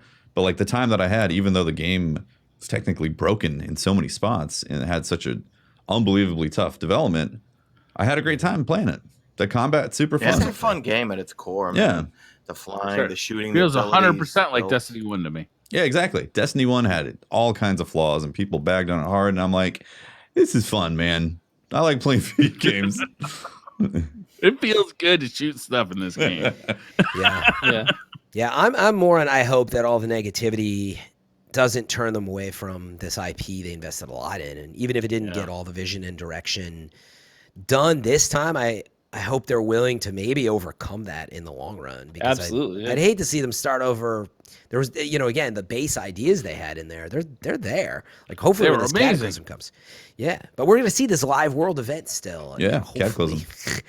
We saw that tester in the beta when it got stormy, and I'm like, there's something there that we don't see a lot. I always had talked about that in games like Destiny or even Red Dead, and like just imagine, call it in the end game, something suddenly happening, like world changing, that like the tower falls down, and like Fortnite. Sorry, that was one of the ones that was doing a lot of stuff like that, and I was like, man, can you imagine how that's going to apply as it evolves? Sitting in the middle of whatever Borderlands 3, and like a friggin' mountain blows up and explodes in the middle of playing, and I see the potential for the vision. So I hope they stick with that, but who's to say? There's all this technology right now that's so exciting in games like No Man's Sky, being able to like land on a planet and then like seamlessly fly out into space and land on another planet. And then you look at like Battlefield where like you got just buildings like falling down and like Revolution. at some point all of this shit is gonna like land in the same game and we're just gonna have like amazing Too much stuff to do. Yep. Dr. Eric Diebler says if you could use only 3 seasonings, not including salt, for the rest of your life, what would they be? Not including salt. Remember, he's a doctor. Coriander, chili powder, garlic. Garlic. Would garlic be considered a seasoning? Garlic is definitely on my top 3. Yeah, garlic. Yeah, what is Any it? dried, any dried whatever. Sauteed. Yeah, but you could have fresh garlic, and then Yeah, But that's a good Is it point. fresh garlic I think we're talking about powdered seasoning, right? Okay. I think don't so. know. But you see, That's there's a what I was going loophole with. though. You could just buy some fresh garlic and is. add another seasoning that you could. I'm with you. I'm into that loophole. Yeah. Mash up them cloves, man. Wait, can it include salt? Was that the only Yes. one to write off? No, not salt. Yeah. How about cayenne pepper? I want cayenne Yeah, pepper. I was going to say cayenne pepper is probably number 1 on my list. I have to have it. Gosh. Because, like the loopholes got me now. I'm like, well, I'll just get fresh basil and I'll get fresh. Can I get fresh all cayenne pepper? Dry it out on my deck? You can't turn it into a spice. It has to be fresh pepper. You see, that's sliced, the thing. diced. That's fine. All right, so fresh no, garlic. I still need Yeah. the seasoning. So it's cayenne's on my list. Yeah. But I probably would still stick with regular pepper, man. Like, I know that it seems lame to give it up and I'd have to think about it, but I just use it so often. Yeah, I'm the same way. Yeah. Pepper on everything. Yeah, just a little bit of pepper. Yeah. I don't know what the last one would be. I can't think beyond that because the loophole got me. Yeah. Stick with those 2. I definitely like pepper also. Pepper would be one. Also really like cinnamon. I'm not going to use it on everything, but I'd be like really that's a good disappointed one. if I could never use cinnamon again. Oh, Have you ever put done cinnamon. a little bit of cinnamon in like a homemade chili? Yes. Yeah, Oh, As yeah. a matter I of have fact, actually, delicious. and that's So good. fantastic. They I call always around do here. They that. call it Cincinnati style chili. It's Yeah. Mhm. I lived in Cincinnati for a few years, so I couldn't escape it. Have you ever tried a little bit of peanut butter in your chili? No. No. Try it. I haven't. Just a little. I So it probably seems won't. Wow. No, do it. Try it. You won't even notice because like the meat flavors are so strong and it adds just a little bit Yeah. of sweetness. So you can put in just a little spoonful and stir it around. It's the same concept as cinnamon, but it's not as like cinnamon's like super potent. So Have you ever It's a tried thing. grape jelly in your chicken wings? Like in the sauce? What do you do? Like in the sauce when you make the sauce. Oh, with grape jelly in it. I don't know that I have, but that sounds In the great. buffalo like sauce. It is like it's pretty almost good. like a barbecue, like a very sweet barbecue. Yeah. Yeah, but it still has the bite of the buffalo, but it's still sweet. It's good. You ever order boneless Bite of the wings? buffalo. Yeah, me neither. Of course not. No, because I'm not a fucking Exactly. asshole. Exactly. Trick question. You heathens. Dude, Steph, sometimes wait. I gotta get the answer on this then though. What if you're like traveling and you're at the hotel, it's like 1 a.m. and you didn't get dinner yet? All you can order on the menu is like whatever, a burger. Well, no, skip that. You can only order the boneless, wings. There's nothing else. That's your only no other option. There's no regular. Nothing else Well, on that no. menu. But I choose to bone-in eat wings. briar. That's what I do. Really? Yeah. What the? We did talk about that last week. We decided who we're going to eat on the podcast was a question. And we weren't going to eat them live on the podcast. What I meant is the people that were participating. We should probably move on to the next question. I'll see you in LA, motherfucker, and we'll have words. I didn't say I was going to eat you. I think I chose Watts. I said that she looked very healthy. Right. Her skin vegan was glowing. lifestyle would provide proper nutrients. Right. That's a good point. I was going for nutrition. Andy Martinez says, which is Just more a deadly, sprinkle a of cinnamon. smash from Oryx or a rooster and Sekiro? Wait. What was the beginning of the question? Which is more deadly, smash from Oryx or a rooster and Sekiro? I've never played Sekiro, so I'm going to say Smash from Oryx. It's a silly question, man. I mean, I get it. It's funny, but it's definitely Oryx. Definitely Oryx. Once you know what's up with the chicken, it's no problem. They're easy. Easy clap. Yeah. Do you guys hear that? I don't even know if I should mention this because I feel like I got take a sent second. this- I got sent this in like a marketing email from Activision, but they sold 10 million or 2 million copies. I saw it. Yeah. I was like, wow. No, What did you they were sell? right. 10 million copies in the first. No, I thought it was 2 million. For Sekiro? Was it 10 million? No, Wait, I thought it was. No, it was it's 2 10, million. It was 10 million. Wasn't it? Or was it 2 10 million days? in 10 days. Yeah, 2 million in 10 days. That's what it was. 10 days. Yeah. That sounds a lot more realistic. You're right. I'm an That's idiot. right. Yeah. 2 million copies in 10 days. I got the email. Yes. Single player games are dead, I got guys. the It didn't count. Exactly. Yes. Also, where's my 10 easy million button? would have been insane. Where's my easy button? Dan is alive says, do you cook your microphasic data lettuce What? or do you use it raw in salads? What? Raw and salads because it just looks Raw. like you wouldn't want to cook it. It looks like I like lettuce. to freeze it so it's crunchy when I eat it. Cook what?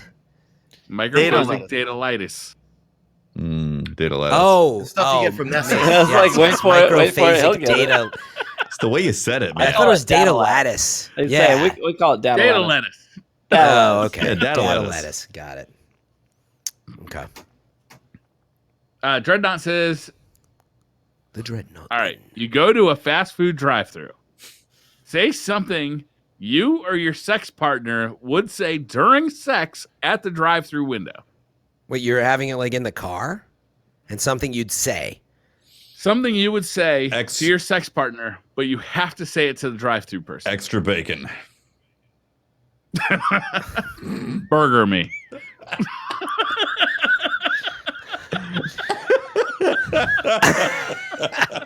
Supersize that. Uh, I don't know. Full transparency. We don't say anything anymore. We got kids. You gotta be quiet. I You know. gotta be quiet. Quiet. I would say hold the cheese. Hold the cheese. Are you eating in the car? All right. No eating in the car. You guys. With that French fry. I was gonna go with either like extra meat or well done. I want it well done. Oh man. Ryan says, with the world on the brink of explosion, who from the DCP crew would you launch into space to a recently discovered second Earth to ensure humanity's history and knowledge is preserved for aliens to discover at a later time?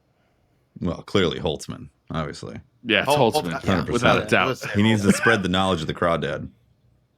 That's right. Mm-hmm. Like if first contact comes from Holtzman, we will never be invaded. But you can only send one person. Just one person first, right? One person, yeah. I agree with that, Holtz. Yeah, definitely Holtz. He's been refining his ramen recipe, I heard, which you need Exactly. if you're gonna go anywhere. Ringo the Dingo says, would you rather partake in the Cannonball Run as Breyer's co-driver? Challenge Holtz in a crawfish eating contest? Spend a night with Pope after he had a crap ton of Taco Bell? Or perform Shake My Fantasy live on stage at GuardianCon with Tefty? Oh my God. This is so easy. Wait, what is the Cannonball Run again? I forgot. I mean, I know it's the movie, but It's the race across the country from New York to LA. That sounds amazing. I would definitely. who would I do that with again if I chose? With me. I'll do the with you. Shake Your Fantasy Oh, if boy. my girlfriend will sing it. Oh God. We've seen a video, so I can do the. Do you want to dance? Do you want to dance? Jesus. Do you want to dance? Do you want to dance? It's so good. You're blushing, man. Thanks, I Sean, see for it. the embarrassment. I don't It's a have good that kind song, of time. man. I like it. I don't know if think I it's Shake brought My enough Fantasy. light bulbs to do Shake My Fantasy. Got a good beat, man. Oh my God. Nick, you're gonna have to edit this out of the podcast. Thanks, man. What did TV choose? No, I just want to eat crawfish, so I'm down. Whether I win or You lose go doesn't for it. matter. Yeah, some pounds Are you of crawfish. That's a Crawfish good fan? point. I love crawfish. Yeah, He makes a good gumbo, point because crawfish tacos. Yeah, oh yeah, I love Creole style food in general. it's kind of win-win. You Yeah, don't- I'm gonna go with Breyer cross country. That just Yeah, sounds you don't want to fun. race across the country in a fast car? 28 hours is the record. We can beat it. Oh Definitely. yeah, I'm down. We can do it. We might die. Question is, but we could beat it. Are we going to use the rental Dodge Challenger? No, dude, it's Ferrari Friday. White, Ferrari Yeah, if Friday. white all car, right. red stripe. Let's roll. Exactly. If it's a Friday, Only it's a one way to do Ferrari. it. Yeah. By the way, I already have Fran Friday. I can't. Ferrari's getting in my way. Ferrari Fran Friday. Yeah. Oh yeah. I need to combine them. Yeah. There's something there. It only keeps getting better. Phoenix Randall says, question for everybody. If you had a choice to live in your perfect dream home anywhere, where would you live? Miami. Miami. Beverly and I've I thought love about that Miami. one. Yeah. My girlfriend, I love Miami. I love to visit Miami. You couldn't pay me enough to live there. Let me guess. The heat and the humidity, right? No, man. It's everything The about plastic it. surgery. Completely flat. It's the colors that everything is. It's the What, palm trees and the blue water and everything? No, Beautiful. it's the pink Art and Deco? The Art Deco? and the light blue that every building is colored. Yeah, it does. I love going to Miami and I love partying in Miami, but I'm also glad to leave Miami and go back home. Okay. I'm with like that's Vegas. a pretty good choice. Well, where are you going then, Briar? I'm gonna have a house at the bottom of a mountain on a lake, about a mile or a half a mile walk from downtown New York. Nice. Wow. Did you say a half a mile? Interesting. Yeah, I don't want to go too far. The lake I'd like to doesn't be walking exist. distance of the You bar. can't make up a place. It's a fantasy. I was It's a gonna say, are fantasy, we allowed to Fran. make Come it? on, man. It's his answer. No, but it was a. It says he's dream cheating. home. It's Dream a loophole. home. Dream home. Yeah. Dream Dream home. home in the Not real world real- is probably the question. Actually, it didn't say that in the question. It didn't say it Like has to be a Westchester real County. home. Balls, man. Are you? gotta make Why it. are you mocking my dreams? I'm not. I love Stop the it. sound of it. Now there's like a mountain on the edge of the landscape in New York. Like, With fiber optic I was keeping mine internet. simple. I'll just say Rome. Yeah, The real Rome. Ancient Real Rome. Rome. Yeah. I was thinking about it now that you mentioned it could be any time. Like, yeah, I'd probably go back in time a bit. Things are like If you little want like a scary now, penthouse so- on the top of the pyramid, back in its like heyday, you can have it, man. This is your fantasy, all right? That's how I want to get buried. I want an acrylic pyramid the size of the Great Pyramid. I want to be buried at the very Max, stop it. top of it and then floated out to sea. So I'm just like a floating Just take a, acrylic pyramid. yeah, a nice apartment next to the Pantheon in I don't know. I'll even go with like 70s or 80s over there. I'm sure it was great. Wow. A little modern technology, but not the crazy world we live in today. Max, Ooh, stop it. how about the apartment above Studio 54 in like the early 80s? Oh God. You never sleep. That would drive me crazy, honestly. I don't I'd think it be would really bother pissed. I Wayne go one of says, two places. Oh, you never skip right over My that. bad. With My that bad. TV. Unbelievable. Unreal. He's living in I'll a tell you one- fantasy land. He can't. One of two things for me. I like where Briar's head's at with mountain lakes, 100%. I also got to spend a summer in Zambia, Africa, on the south side, place called Livingston, and it's a rainforest and waterfalls. It is beautiful. Wow. I Okay, could sold live on there. that. Sounds like a bottled Probably water. too many colors for Briar, but Yeah. No, I too just much. don't like the Miami. Too well, much the colors, foliage. children. That's very Wayne blue. says, this is specifically for TV and Mesa. If you ask your significant other, everybody's got to answer this. This is good. If we asked your significant others, what would they say is your most annoying trait? The most annoying trait. My sound effects. I walk around making way too many sound effects, and that's because I have a Jack Russell Terrier here who literally will not stop bothering me. Max, want to come up, E? No. But I'm literally takes his constantly... pants off. He's like, wong. But like, no, it's like those little things like that sound I made before. I was like, you know what I mean? Like, I'll just, it's like, I don't know. I'd be like, Max. Good. Clip it. See, like, he wants to jump. Come here. Oh, what a There we good go. dog. Oh, I love Jack There we Russell. go. I They can rescued jump, him. man. Oh, what a good man.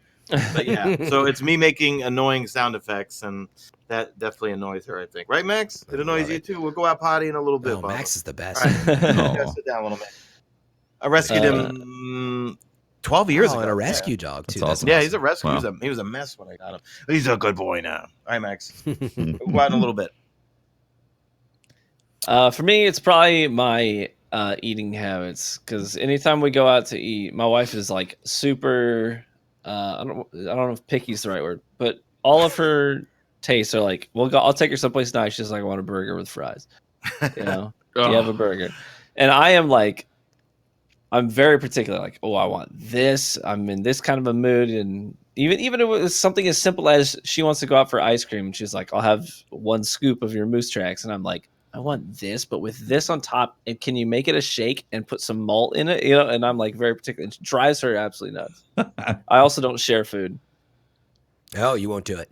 Big And no. the only people I share food with is my kids because they don't have a choice. But with her, I have a choice. Wow. She's like, "Do you want to split the burrito?" I'm like, "No, I want to eat the whole dang burrito myself." I'm gonna eat my burrito, and I'm gonna eat your leftovers tomorrow when you go to work. Yes, 100%. Yes. Let's see. I have a tendency to be super like nonchalant about plans for the day or something. And no, you don't say. And also kind of getting back to people on text and stuff, and it really pisses off memes when I do that. She's like, "Did really?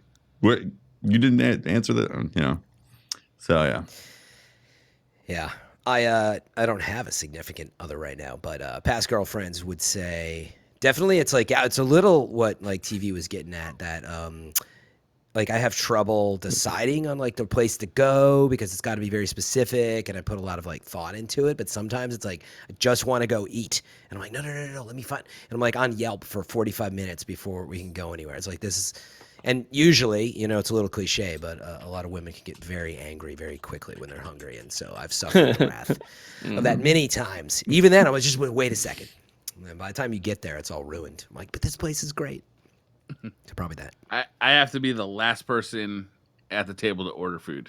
I have to hear everybody else's order, and then I'll make my decision after I've heard all those orders. So, like, for instance, if TrueVanguard were to order scallops at a restaurant and I heard that, I might say, you know, I'm going to order those scallops. That sounds good, because that's the best thing that anybody ordered. Because I don't want, like, buyer's remorse on dinner. Okay, I was wondering. This is great. You need to make sure you've heard all the options and don't suddenly be like, "Oh, I should have got that." Oh, yeah, totally. Yeah, I do that too. Add that also, to I'm the list. super loud when I'm drunk at bars. Oh man, shocker. Yeah. Just another Warlock says, any advice for someone entering their 20s?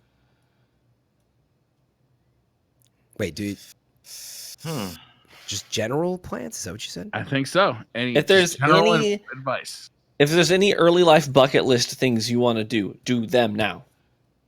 Do them now. Yeah, do them in your explore early every 20s. possibility of that you're passionate about. Because if you get stuck in a career or job or something, you might find yourself 20 years later that you can't get out of. You know what I mean? That'd be my advice. Follow the dreams, and then if the dreams don't work out or they're not attainable, then look at other things that you're really interested in. But the key is to do things that you're passionate about, rather than just having to do something that maybe your parents might be telling you have to do. Or something, yeah. You know? Don't do things automatically just for the money. Yep. It's gonna leave you hollow if you do that. I'm gonna disagree with a little bit. I'm gonna say yes to just about everything. Like, unless it sounds like it's gonna immediately cause you physical harm. If it sounds like an adventure or like a cool thing to do, just say yes and do it. But also invest. Start investing right now. Yeah. Whether it's a mutual fund or a 401k, start right now so you can retire when you're 40. Yeah. I deferred to TV's answer, but that was one. It was going to be the quick one. It was like, if you get offered a 401k plan, take it, even if you don't make a lot, because you will regret later. And frankly, if you don't get offered it, start a mutual fund. Just do it something. anyway. Yeah, yes, because do it. You won't save it. Yeah, it's a super small sacrifice out of the money that you make. It's like very small, so small that you won't even notice it, especially if you have it automatically deducted out of your paycheck. But it will drastically improve your life 20 or 30 years from now. Drastically. Yeah. It's so worth it. And what I think young people don't understand is how fast life starts moving. The older you get, it's like life is on, like, it's accelerating. Yeah. Like, when you're like 16 years old, it feels like you've been in high school forever. When you're 32 years old, it's like you can't even remember high school. It's crazy. Invest. Just start doing it right away. It's the best advice I can give. And also say yes to everything. Every adventure. Yo, you want to sell these drugs? Yes. I will do it right now. What is going to be? Some beef. I'm going to make how much money? Yes. They told me to invest. Yes. There will be plenty of time to like sit in front of a TV when you're, 40 years old and you got kids and you're kind of like tied down to your house, right? When you're young, you've got all the freedom in the world to take advantage of it. Protheon says, does it annoy you that 11 isn't pronounced 1T1? No. No, it doesn't. I'm okay with this. But I see your point. Fran's like, what? Because there's like 99, there's 88, there's 77. Why isn't there 1T1? Okay. That one flew right over my head. Dr. Eric Diebler Wait, says, this is what we're going into like late show time for 1T1? Yes. I mean, I'm all right, okay. last question of the night. We actually got through them all tonight. Wow. Oh, nice. Yeah. There was one that I wasn't sure was racist or not, so I skipped it. But other than that, Good call, Brian. Good call. I don't think it was, but I wasn't sure. Better Just be safe than safe, yeah. sorry. That's what I'm saying. Yeah. Nora says, someone told me a fart was just a cry for help from your turd. Is this true? Do I need to go to the bathroom like now? This is what you They're called stayed up trouser for, Fran. coughs. If you have to ask yourself that question, you have a whole set of problems. Like if you don't know you have to go to the bathroom and you're trying to figure it out, I Yeah, just the think you have fart is whole set a of problems. the call. A fart is not a cry for help. It's an advertisement. It's a trouser. It's a coming soon. It's a pre-order. Coming soon. Oh, God. Yeah, wait, what do they call? What do they It's call a precursor. before you see the movie? It's A that. trailer. It's the previews. You're seeing the previews. Preview. It's a trailer to you suffer from flatulation extraordinarium. I don't know. Yeah. It's a Coming promissory attractions. note. Yeah. Captain Cosmodrome in the chat. Coming attractions. It's perfect. Wow. And that's it. That's our show. Nice. That's great. Guys, Fun as always. fantastic. Another fun note. Episode 131, right? That's it, guys. That's it, Thank yeah. you guys for having me on. It was fun. You guys got to have Oh, me on. Mesa, thanks for Thanks being for being on, man. Good chatting with you again, man. It's been a while. And I can't wait to see Always you guys. fun. Who am I seeing at GuardianCon this year? Briar, right? Fran? You going? I think I'm going, Jeff, but I'm you not. going? Unfortunately, we I haven't bought can't. Yeah, we got family stuff okay. going on that weekend. Yeah. All right. Well, see you guys there, man. Yeah. Should be Yeah, interesting. we this will year. see you there. So great show. Great show, guys. You can find me at Teft on Twitter if you want to see some stuff that I'm talking about online. And also catch my streams, twitch.tv/TeftyTeft is where I stream on Twitch. Briar. T-Von, tell them where to find you. No, okay. My bad. Yeah, you can find me on YouTube, TrueVanguard, Twitch, the TrueVanguard, Twitter, the TrueVanguard. I prefer the T-Von, whatever. I know you do. Mesa Sean, where can we find you? MesaSean on YouTube, MesaSean on Twitter, and then Mesa_Sean on Instagram.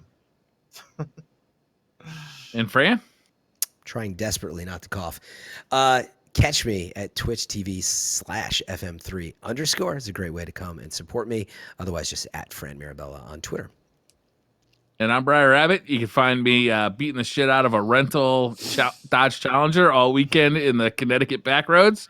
And I hope to see you there. Let's do a drag race if I do see Sounds awesome, man. Thanks for watching, it. guys. It is awesome. We will see you next week. Thanks for all the support. You're all amazing. See you next week. Bye. Peace. I can't believe Enterprise gave me that car. Like,